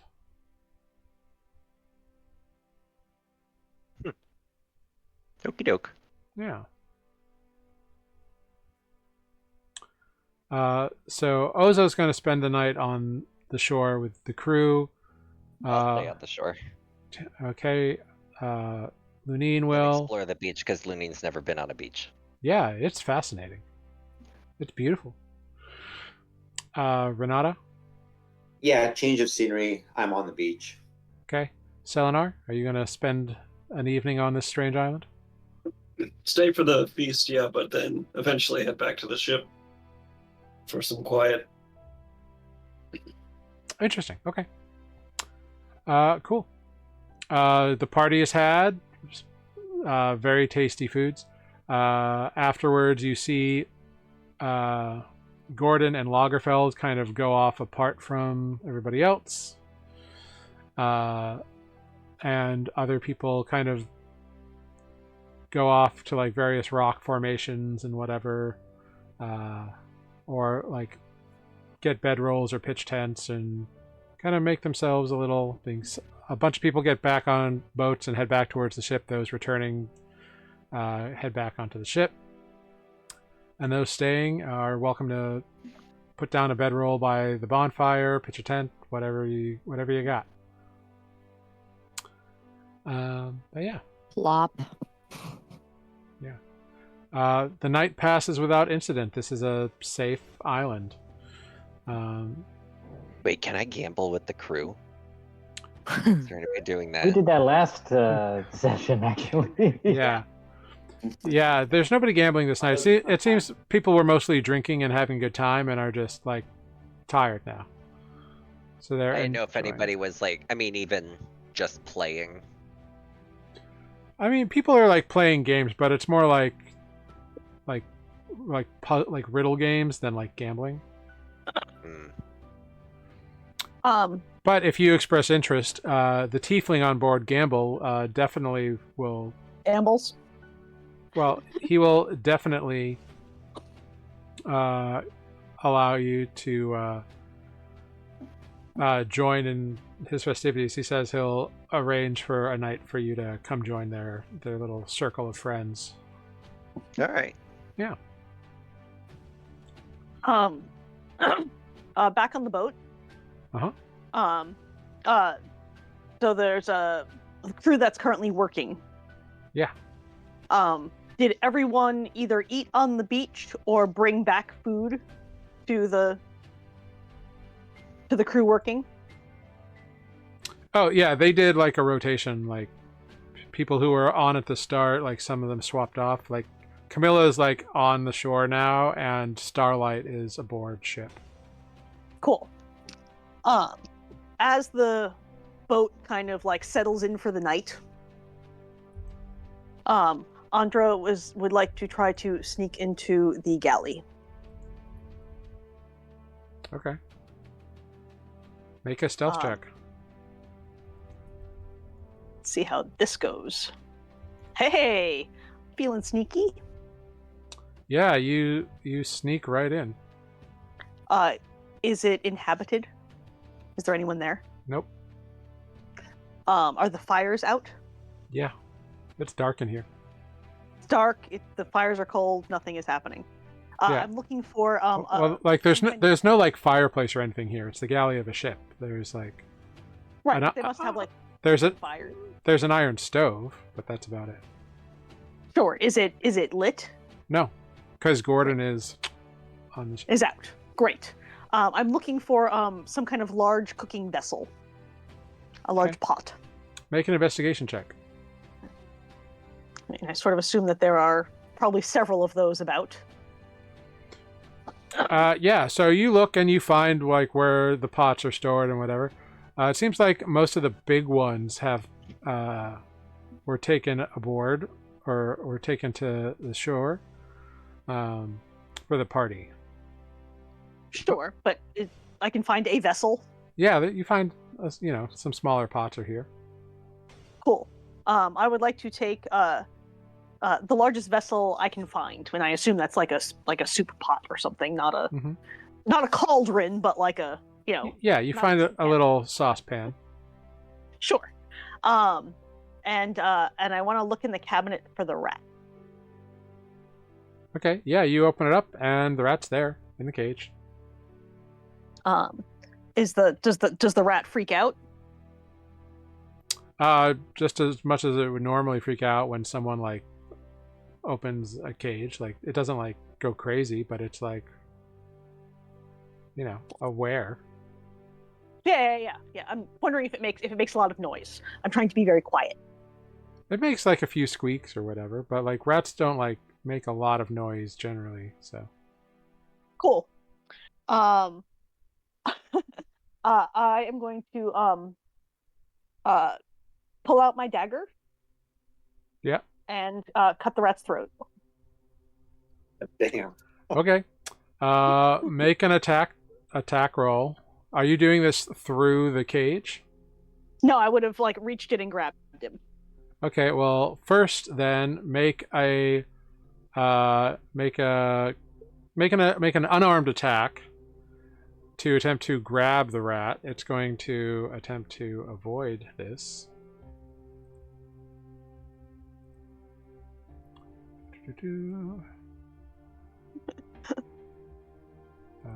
Rat. Let's see, rat. Hey, 15's pretty good. Uh-huh. Oh, wow. So you reach in with a 15 to like grab the rat, and you figured you out, but it immediately like slips out of your hand. It rolled a natural 20 to escape the grapple, and it out the cage, down your arm, jumps off of your shoulder, and scurries into the night. Go, Ratatouille, go! Wait, I missed something. I think maybe in the last session. Why was there a cat in a rat in a cage? Is that a Smashing Pumpkins reference now that I said that out loud, or was there a reason for it? Gordon uses it to test food. Oh, okay. Yeah, it's a white rat. I'm going to attempt to find the damn rat. Okay, go ahead. Make an investigation check to find the rat. I mean, it's a white rat. It's dark in here. Yeah. And actually, it's at disadvantage, but you still rolled a 20 on disadvantage. Nice. Yeah. So, you do find the rat. It's like trying to like get out, but the door is closed and it's trying to like squeeze its way in. So you see it like half of its body is sticking out under the door. I'm gonna try to grab it again. Okay, This go is for it. turning into a Bugs Bunny cartoon. Yeah, but make an we're- attack we're at here for it. disadvantage. Yeah. Slippery rat.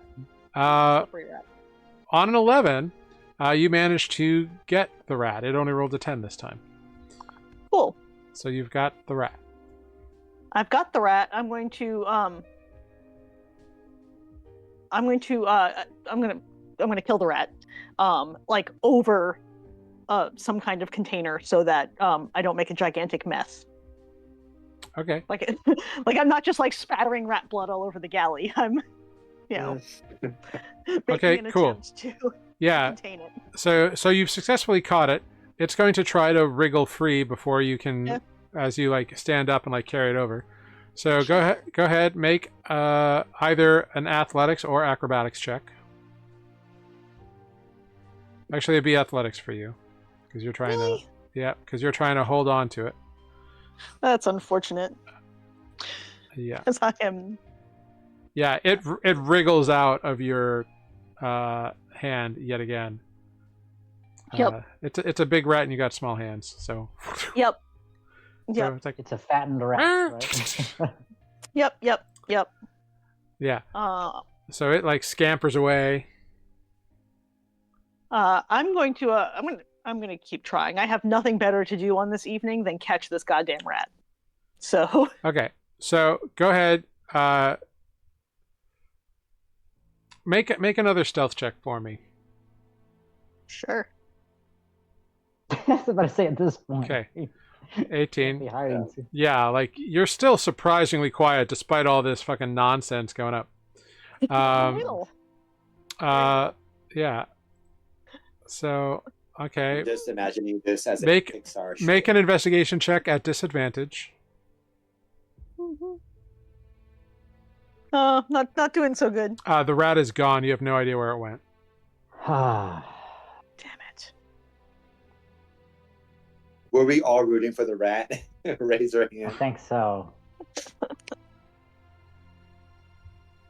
I'm just going to clean up any mess she made and try to put it back the way she found it. Easy enough to do. And look around one more time for the rat. It's gone.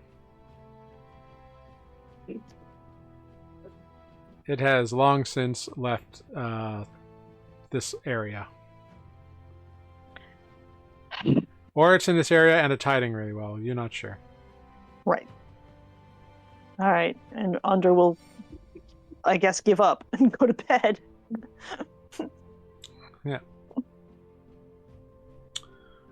Cool. All right. So back on anything. Anybody else want to do anything in the middle of the night? No. Anyone I'll else? stay up and hang out. Anyone see my rat? Corvus, what was that? Only the thing I mentioned. Sorry, I'm having some internet difficulties, so I whispered you. Yeah, I saw. Do you want to go to the? Well, you messaged me two things. You want the first thing or the second thing? Why not both? Yeah, go ahead. Make a stealth check.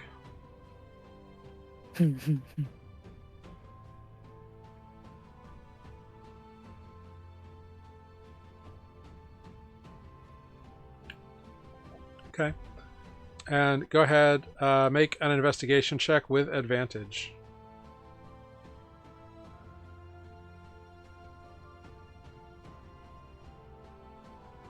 Oh, thank God for advantage. All right. Yeah. Great. Yeah. You find some good stuff here. Yeah. Yeah, you find a lot of interesting little things in this room. or in this pursuit of whatever you're doing. You've got, over your various investigations, you've gotten quite a good like portrait of things. Definitely like more questions remain, but without like more direct action, you probably aren't going to get much info. That makes sense. Okay, cool. Just saw an opportunity. Yeah. Do I find a rat? I'm just kidding. Make a perception check at disadvantage. Because it's dark. This is more for laughs. Nah. Oh, it didn't go through, did it? Oh. You see no signs of rat anywhere. Okay, as it should be. Yeah. No rat. Cool. So everybody gets a long rest in. On the shore, it's very nice. It stayed pleasantly warm. It did cool down a bit, but it didn't get like freezing cold. Like you needed a light blanket, but otherwise perfectly fine. Yeah, it was very nice. Lunine, you spent the night on the island, right? Make a wisdom check for me if you'd be so kind.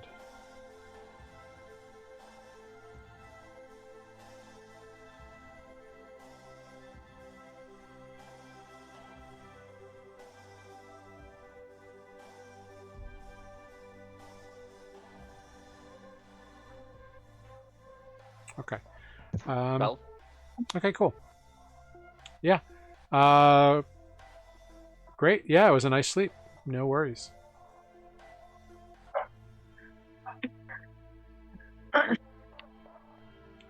The captain calls everybody back to the ship.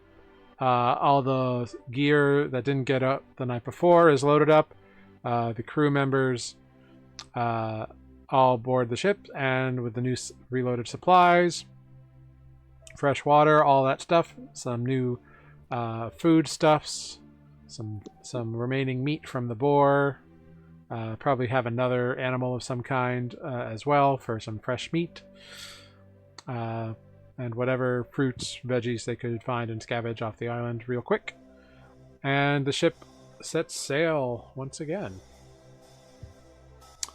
So go ahead, somebody roll me a d10 and somebody roll me a d20 as you set sail into the peripherals. I will call do. the 10. Okay. I'll do 20. Oh, I'm so sorry. I just did it. Yours is better. We should go with Mike's. He called it, and He also I rolled feel like it's first. only fair. You don't know if that's better on travel. Right, we day. don't know, but That's better in Oh, combat. you're right. Well, I guess the DM would have said. So as you sail throughout the day, another island is sighted. Spotted. Yeah. Are there any trees with green and red fruit on them? No. oh no. Oh, That was a unique island.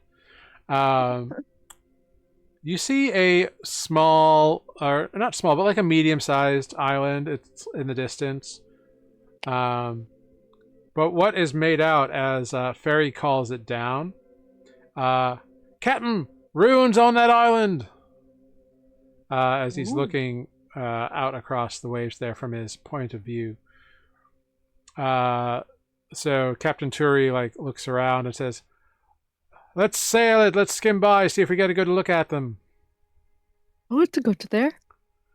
Yeah, and so the ship kind of like heads towards the island a little bit. And the captain just straight up is like, "Well, do you feel like investigating some potential ruins?" If you feel like we have time, it's nice to be exploring new places.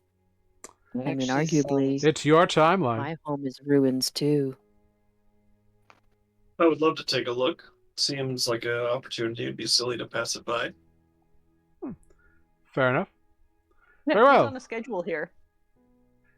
You're the passengers. Yeah. Says Journey.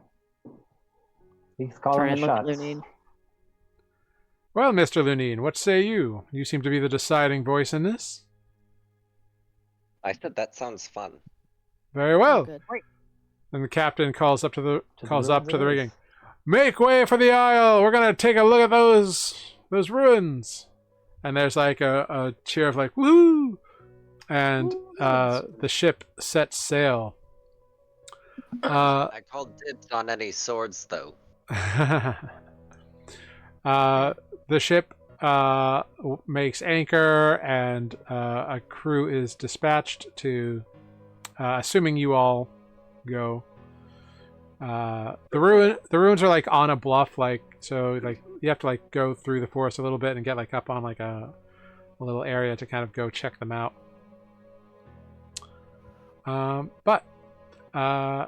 Yeah, you start making your way up, and there's like 5 or 6 crew members with you.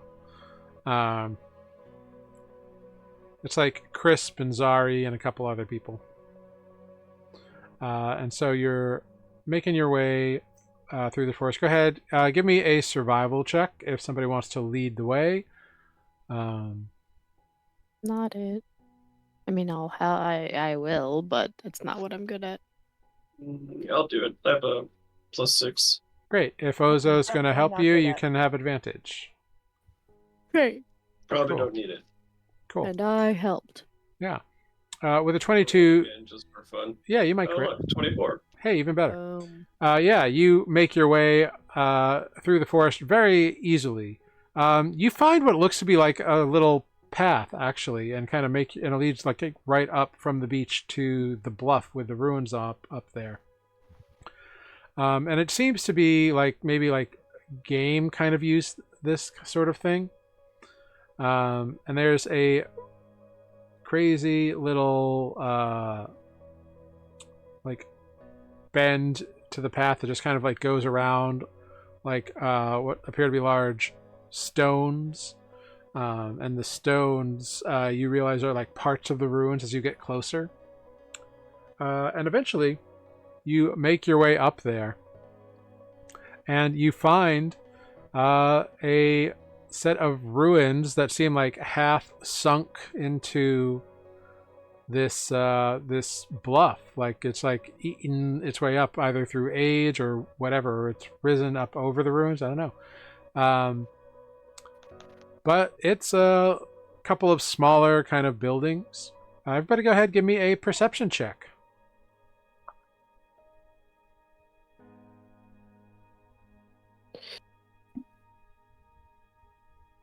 Cool. only a 10. All right. Hold on, how many second wins do I have? What? Dope, I have 3. I'm gonna take one of those. And what is it? Okay. I think I add it to.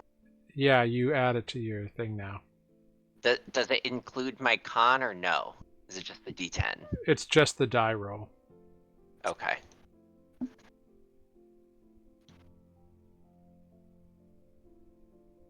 So 16. Great.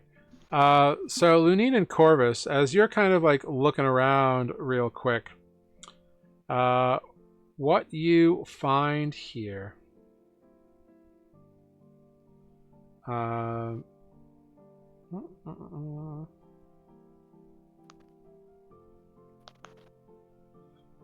what you find here is just kind of interesting, because though they are ruins and dilapidated, the architecture looks like it's made out of trees, but they've turned to stone. Like it's like they were hollowed out and carved, but they still have things that look tree-like. And Lunine, What you notice on a 16 is that one of them on the far side of the bluff has a thin trail of smoke coming out of it.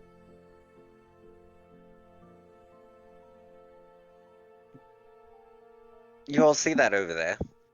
Nuuli will point. I guess not. What? Over where? What is it? Ludine's I see pointing. these. Oh. Look at that. Yeah, Lunine points and you all see this very thin, almost imperceptible trail of smoke coming out of one of the ruins on the far side. That's Did either Starlight join us? That- Oh, go ahead. No. either a fire that's far away, or a camp that has a smaller dying fire. Is my best guess. How far away does it look? Ish. A few hundred feet. Yeah, a few hundred feet. I mean, maybe they need help. This is an awfully remote island. Could get a little closer.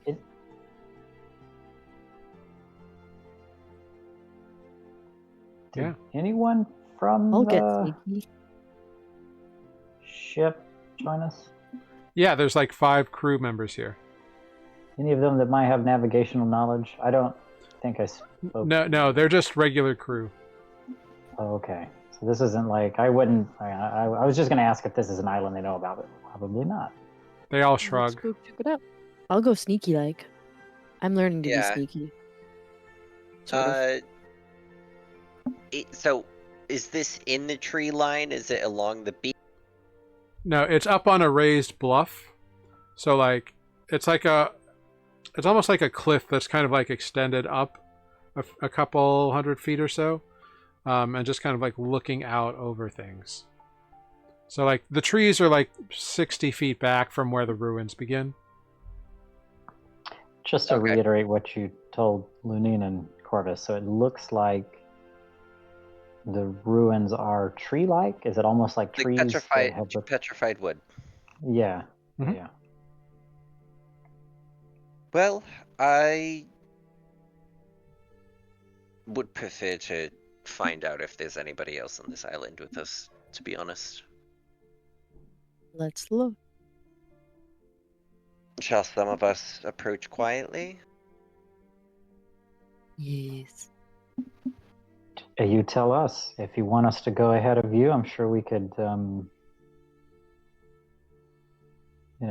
stay low. I'll go. I mean, if you two want to scout ahead, saves me the work.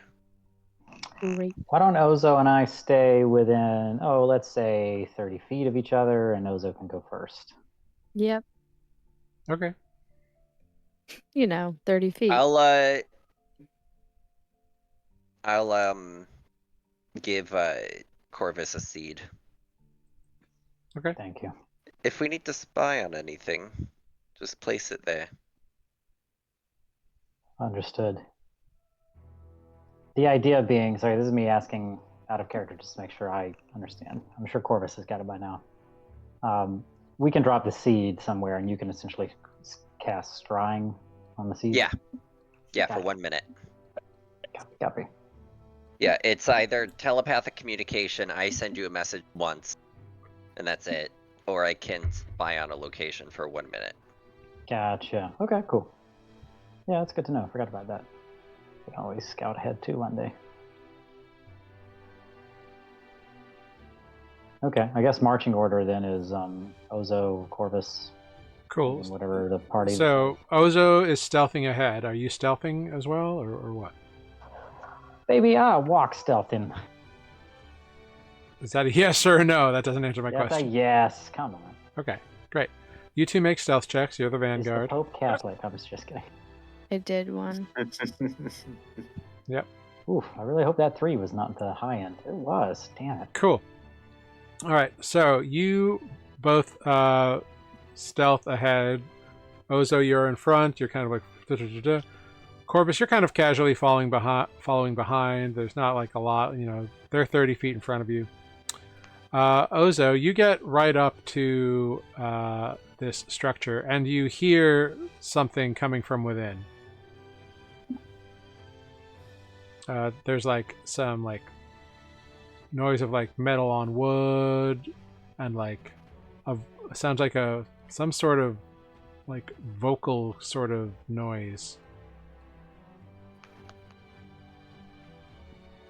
I will, in my brain, say there's definitely something happening in there. There's vocalization and metal on wood. And I guess try to get close enough to like see. Yeah, go ahead. Make a you sneak your way around to like where there's an opening in the front here, and it's just blocked by like a curtain. There's not like a thing, and the curtain's like pulled open, so like it's only like half done up. So you kind of like look around, and looking inside, you see a humanoid figure, kind of in a small bit of ruin that they've kind of reclaimed. They've got a big mane of hair coming out of their head that you can see behind them. Like super bushy, like almost spiky up on ends. They're wearing some kind of like fur. There's a little bit of sunlight like streaking through the various ruins in the ceiling. And they are doing something. Their back is to you. But what you notice is a furry tail kind of twitching along with whatever they appear to be humming. They're like making some sort of like humming noise or singing a little song or a rhyme of some kind. They're kind of muttering to themselves. Cool. This person has a tail. I say through my brain. Corvus's head just goes like, and then he remembers the mention of the Eli, is that what we're calling them? Nuuli Forged. Hellenes. Helene, thank you. Leans. Like the old department store. Yeah. Barney's? Filene's. I know I'm old. Sorry, that was an inside This joke. is a bluff. It's not in the basement. I remember that. I guess having seen this, I will sneak back away. Well, no, I'm gonna hang out there. Let them decide what to do. Okay. Keep watching. The most interesting thing about that is I can't even like ask a follow-up. I'm just like, So Corvus, you get told this individual has a tail. Do you keep going, or do you go back and tell humming. your people? and they're humming. About how far away from the party am I now? You're about 100 feet away. Because you two decided to be the vanguard and go on ahead. Okay, 100 feet away. In theory, how long would it... I'm trying to do some math on how long it would take me to run back 12 to the seconds. party. It wouldn't take you long. It wouldn't take me long. Okay. You're not in combat. You don't need to worry about that. That's fair. Well, knowing that I'm not that far away and I could get back in a pinch, why don't I join Ozo for a moment so I could at least speak to them? Uh-huh. Assuming they've been watching them for, I don't know, some seconds now, right? Yeah.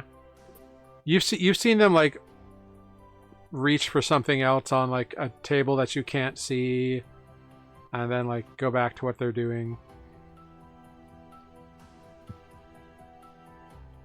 They just seem to be, like, humming or muttering away. All right, so do we think I'm close enough I could whisper? You tell me. How close do you get? Like, how close do you need to be to whisper to somebody? No, I mean, like, close enough to whisper that I wouldn't alert the feline. Then get that close, is what he's saying. You can try. Okay, I'm See- that close. See what happens. You ask too many questions. I'm going to... Yeah. Lean in You for it. guys tell me what you want to do. That's the point of the game. They're They're alone, it looks like. Yeah. I answer with my brain. Looks like it. Don't seem to be a threat. I'm not entirely sure if we should engage. I don't see the harm in saying hello, I say with my brain. But maybe we do it in a not scary way. It would only be polite. Well, sneaking up on them is probably not polite. We can make noise. I'm only answering with my brain.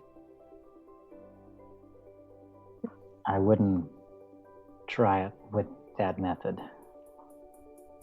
Here, Can I get close allow enough me. in this that I can see either of them? Yeah, if you want to go up there, you can. Are you stealthing? Yes, but my stealth is horrible. I'm trying to like. Okay, well then make a stealth check. I am just trying to get within 120 feet of either of them. Sure. You already are? You're pretty much there. Oh, We didn't Well, then go ano- that far. then another voice appears, and who? So Ozo's in front, and Corvus is behind. They're side by side at this point. Right, yeah. Okay, so in Corvus's mind, Selenar's voice says, "What do you see?" Real quick, let me ask to understand this mechanically, but also with flavor. Does it sound exactly like Selenar? Is it without question Selenar? Yep.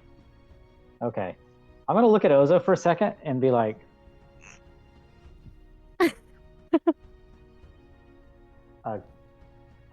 Feli? Yeah, In my Selenar mind? has not used message before, so this is new. You don't know he can do this. We're all just talking with our brains. I'm going to now. look at Ozo now and go, Just "Did you staring hear at that?" each other.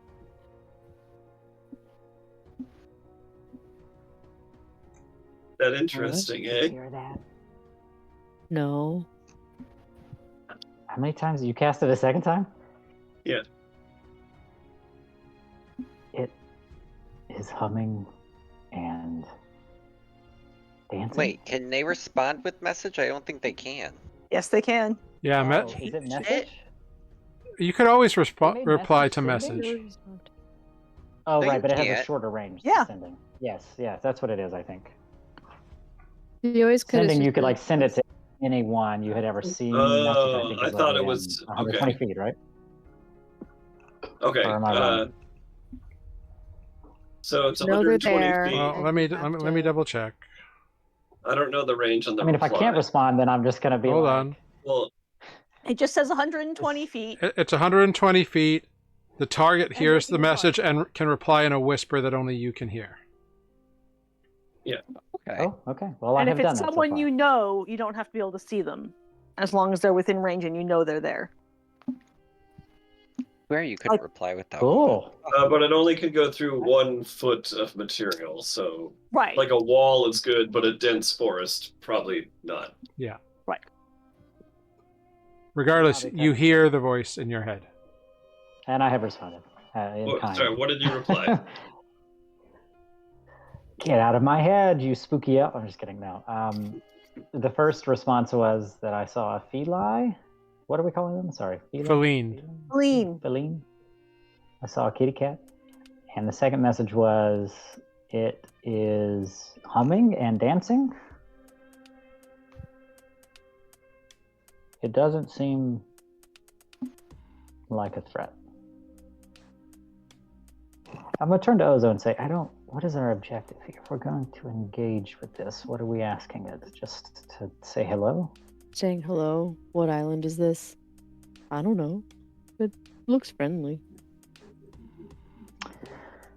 Okay. I think Selenar might be on his way to join us. I've had someone else in my head. Let me stand up. Is there a way that I can You know what? If I had my mask on at this point, I would have taken it off, I think. Vanilla Corvus probably looks friendlier. I'm going to see if I can just give like a hello to the person. Am I close enough, you think, that I could shout down and... Yeah, you're like 10 feet away. It's It's a small ruin. rock at him. Copy that. Yeah, so you say hello. Immediately, you see ears kind of pop up from the main, turns around, and they're like, "Who said that?" And they throw whatever they're holding. Make a dexterity saving throw. Oh my gosh. We've picked a crazy one.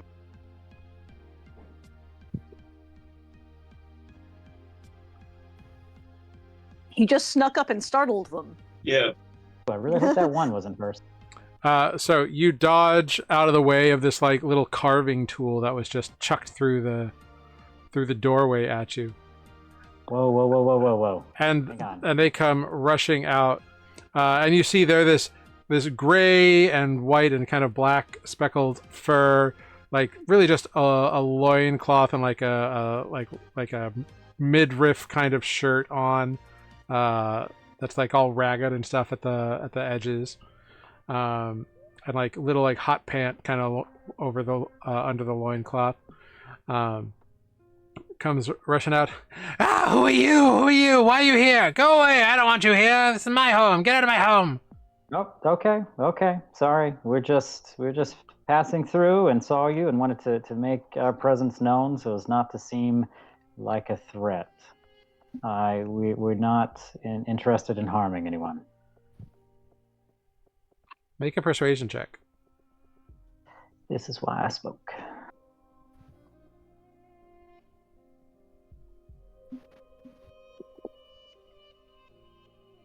Whew, that was close. Almost Okay. got a 1.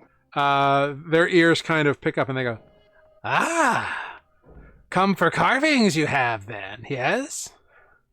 Oh, does Khajiit have wares? Yeah.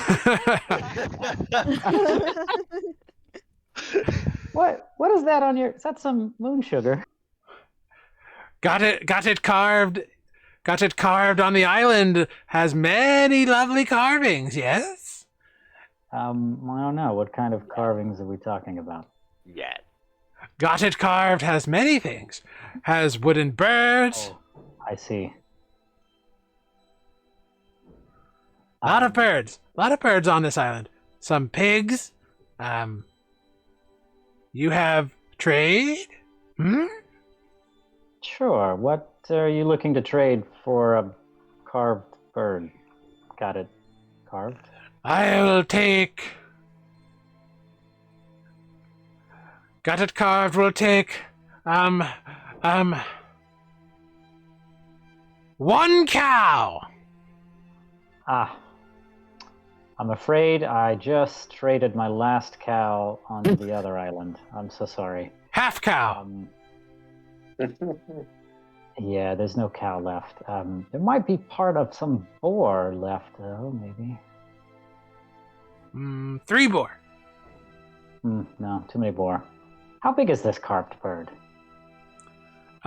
They pull out a, like, roughly this size, like, carved, like, standing bird. Like, the wings are just kind of, like, together. It is not particularly well done. It seems like it was made by someone who was just trying to pass time with tools that are not very good. I see. Hang on, let me take a quick look at my inventory. I've been looking for an excuse to get rid of this hunting trap. Maybe I can offer it to this crazy animal person.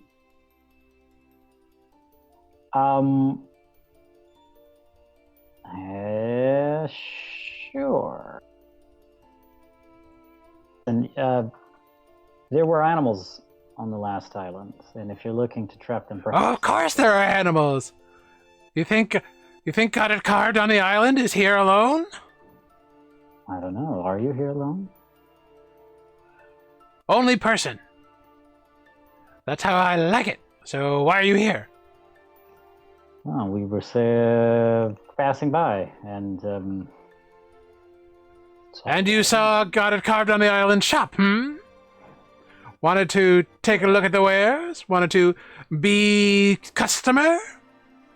Well, we always like to, shop local when we can. Well, pay top price you will. 3 boar.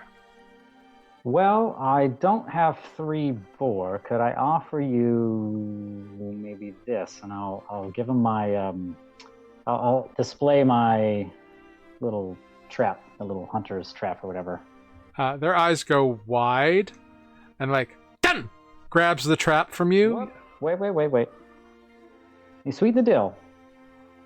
You get carving! This can definitely catch more than 3 boar. I think this is worth 3 carvings. What do you say? Make a persuasion check.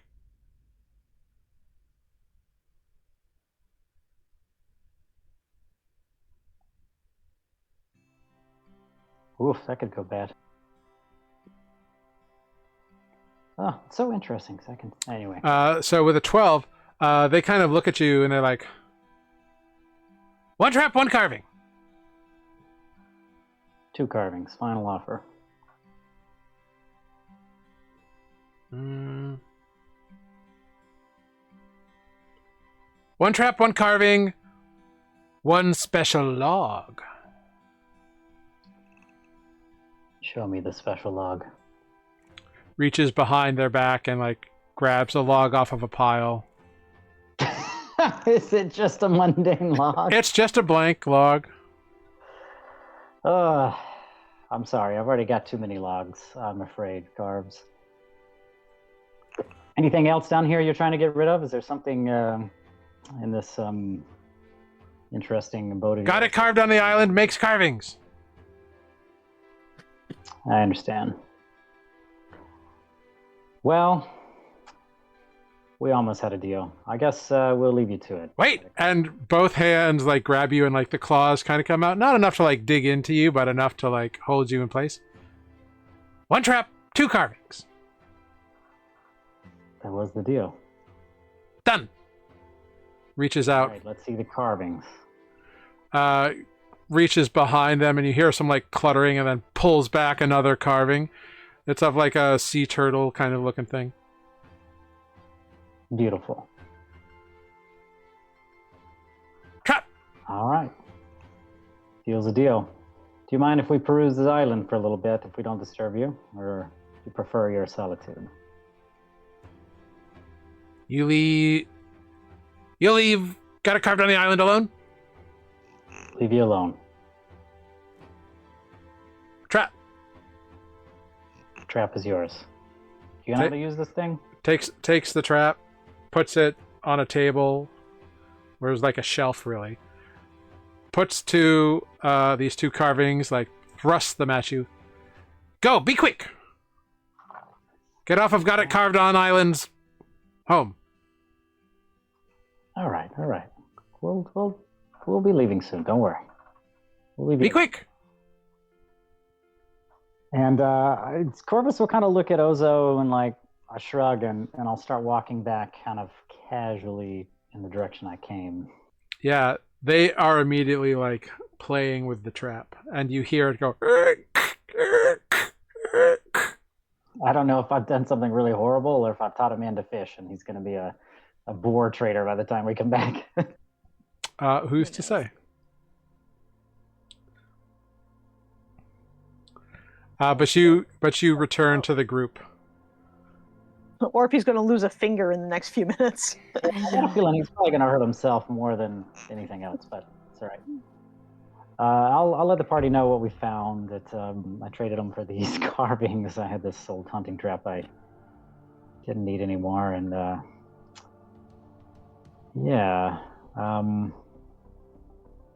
he really doesn't want us around. I kind of tried to barter for some time, but I'd say don't go near him. Yeah. Who's to say if there's anything interesting in there, but it will almost certainly cause a conflict if you want to get it out. Well, now you can write down that Got It Carved on Island is this island. So you can recognize it next time. There you go. Who's to say if it'll stay in this location? But at least you know it has at least one inhabitant. Thing. So if that person is watching, does it always stay here? I mean, I guess that's what the captain said might be true. Shrugs. We Well- could go tell Turi.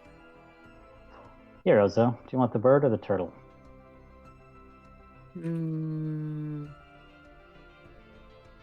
Ozo picks the one that's worse. The bird is worse. Great. Bird. The Play turtle. those telltale. The turtle looks like it was like a piece of wood that was on a side that had like 4 branches coming off of it.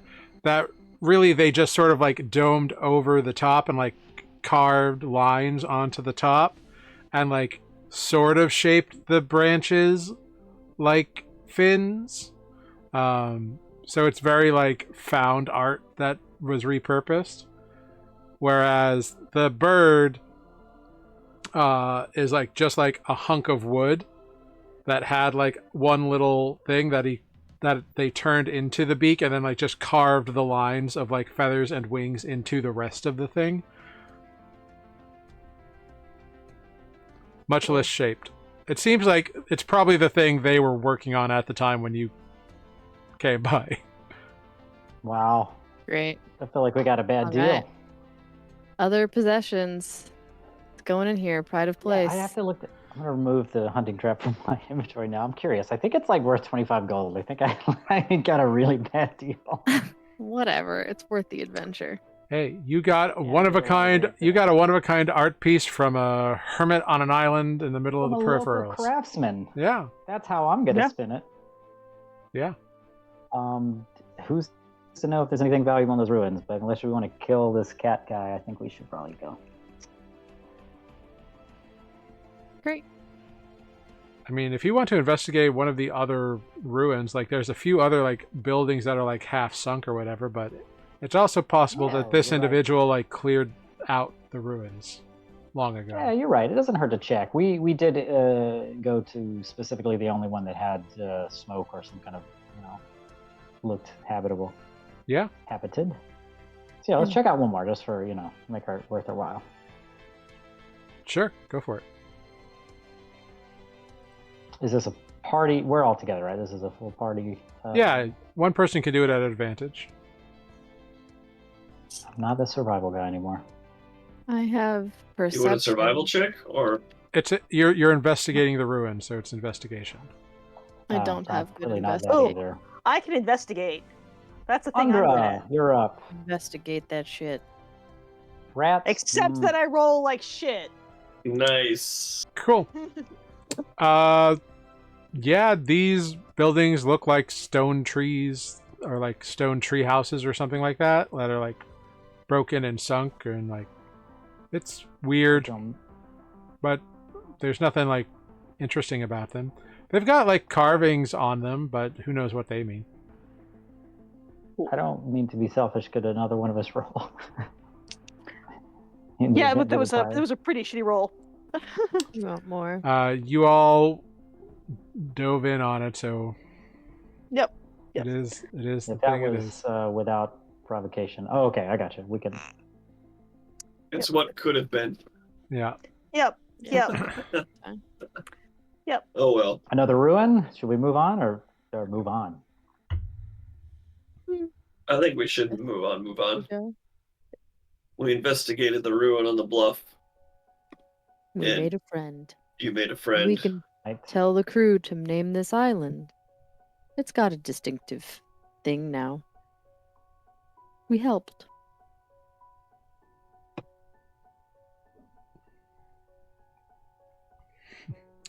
So you all return to the ship after having checked out this little outcropping of ruins, having found only a feline hermit who apparently carves stuff and goes by the name Got It Carved on the Island. Good name. I'm sorry, that's his full name? Got it carved on the island. I didn't even catch that it was all of that. Yeah. Yeah, That's what they kept saying. Got It Carved on the Island has carvings. Sure does. And now he's got a hunting trap. Yeah, they do. Yep. And possibly one fewer finger. Yeah, maybe one day we'll send them a sending and check up on them. So you return to the ship, make way, report nothing, but the captain does note that this hermit lives on this particular island and adds it to the map. Woohoo! It kind of marks it out on the map. Or, well, Starlight Wallace adds it to a chart somewhere. Cute. Cool. So you set sail. The day goes by pretty uneventfully after that. Cool. Let's see. So you sail for a couple of days. There's islands off in the distance. It seems like they've got a pretty decent bearing on where they're going. Go ahead, somebody, please. Somebody, go ahead, roll me a d10, and somebody roll me a d20. I've already done some. Same. It was only worth 5 gold, guys. It's okay. I got the it's a 10. big deal. Do it the 10. Okay. 19, 5. Okay, great. Cool. So you're sailing between some islands. You see them off on either side. When suddenly the ship is rocked a little bit, it lurches, I guess is the more appropriate term. Like side to side? Yeah, like it kind of like ooh, and the captain's like, "What did we hit?" And Ferry calls down, "I don't know, Captain." And that's when 4 like spiraling forms of water like rise up out of the ocean, splash onto the deck, and take humanoid form. And you see 4 creatures, much like the ones that,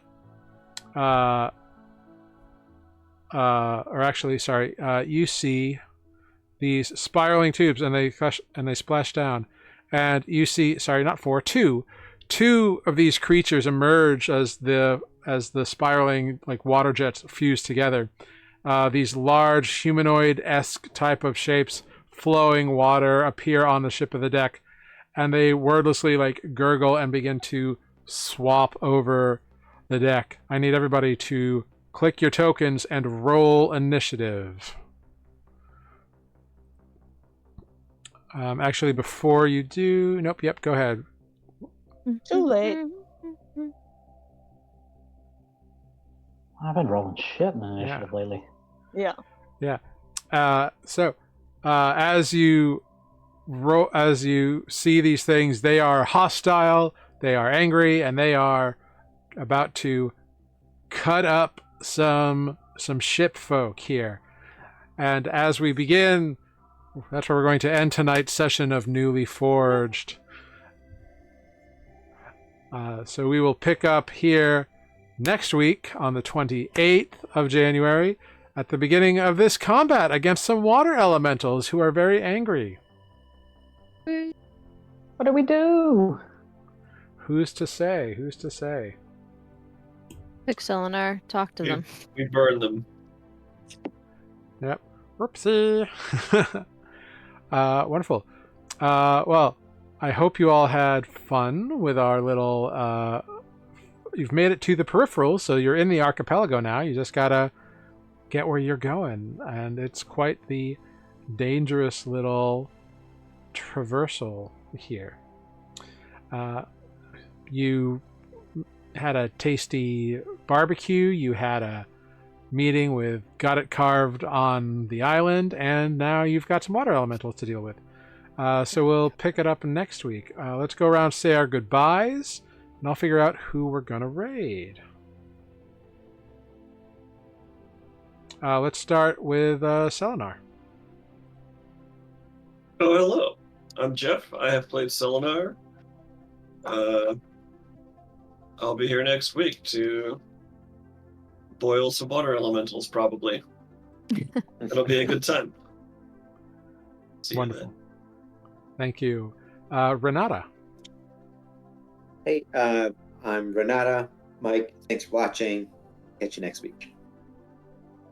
Thank you so much. Ozo. Hello, still Ozo, and also Amber. And yeah, thanks for watching. Thank you. I hope you enjoyed Jared's best NPC thus far. I don't Thank know you. that sultry woman in the shop Freaking they love dance. got it carved on an island. Best friend. Got it carved has had a interesting life. Yeah, Right? tell us his story. Maybe we can stop by and see him. On It's the bad. It's bad. One shot. Oh Or no! one shot is the history of got it carved on an island. Yeah. Yeah. Then we have Lunine.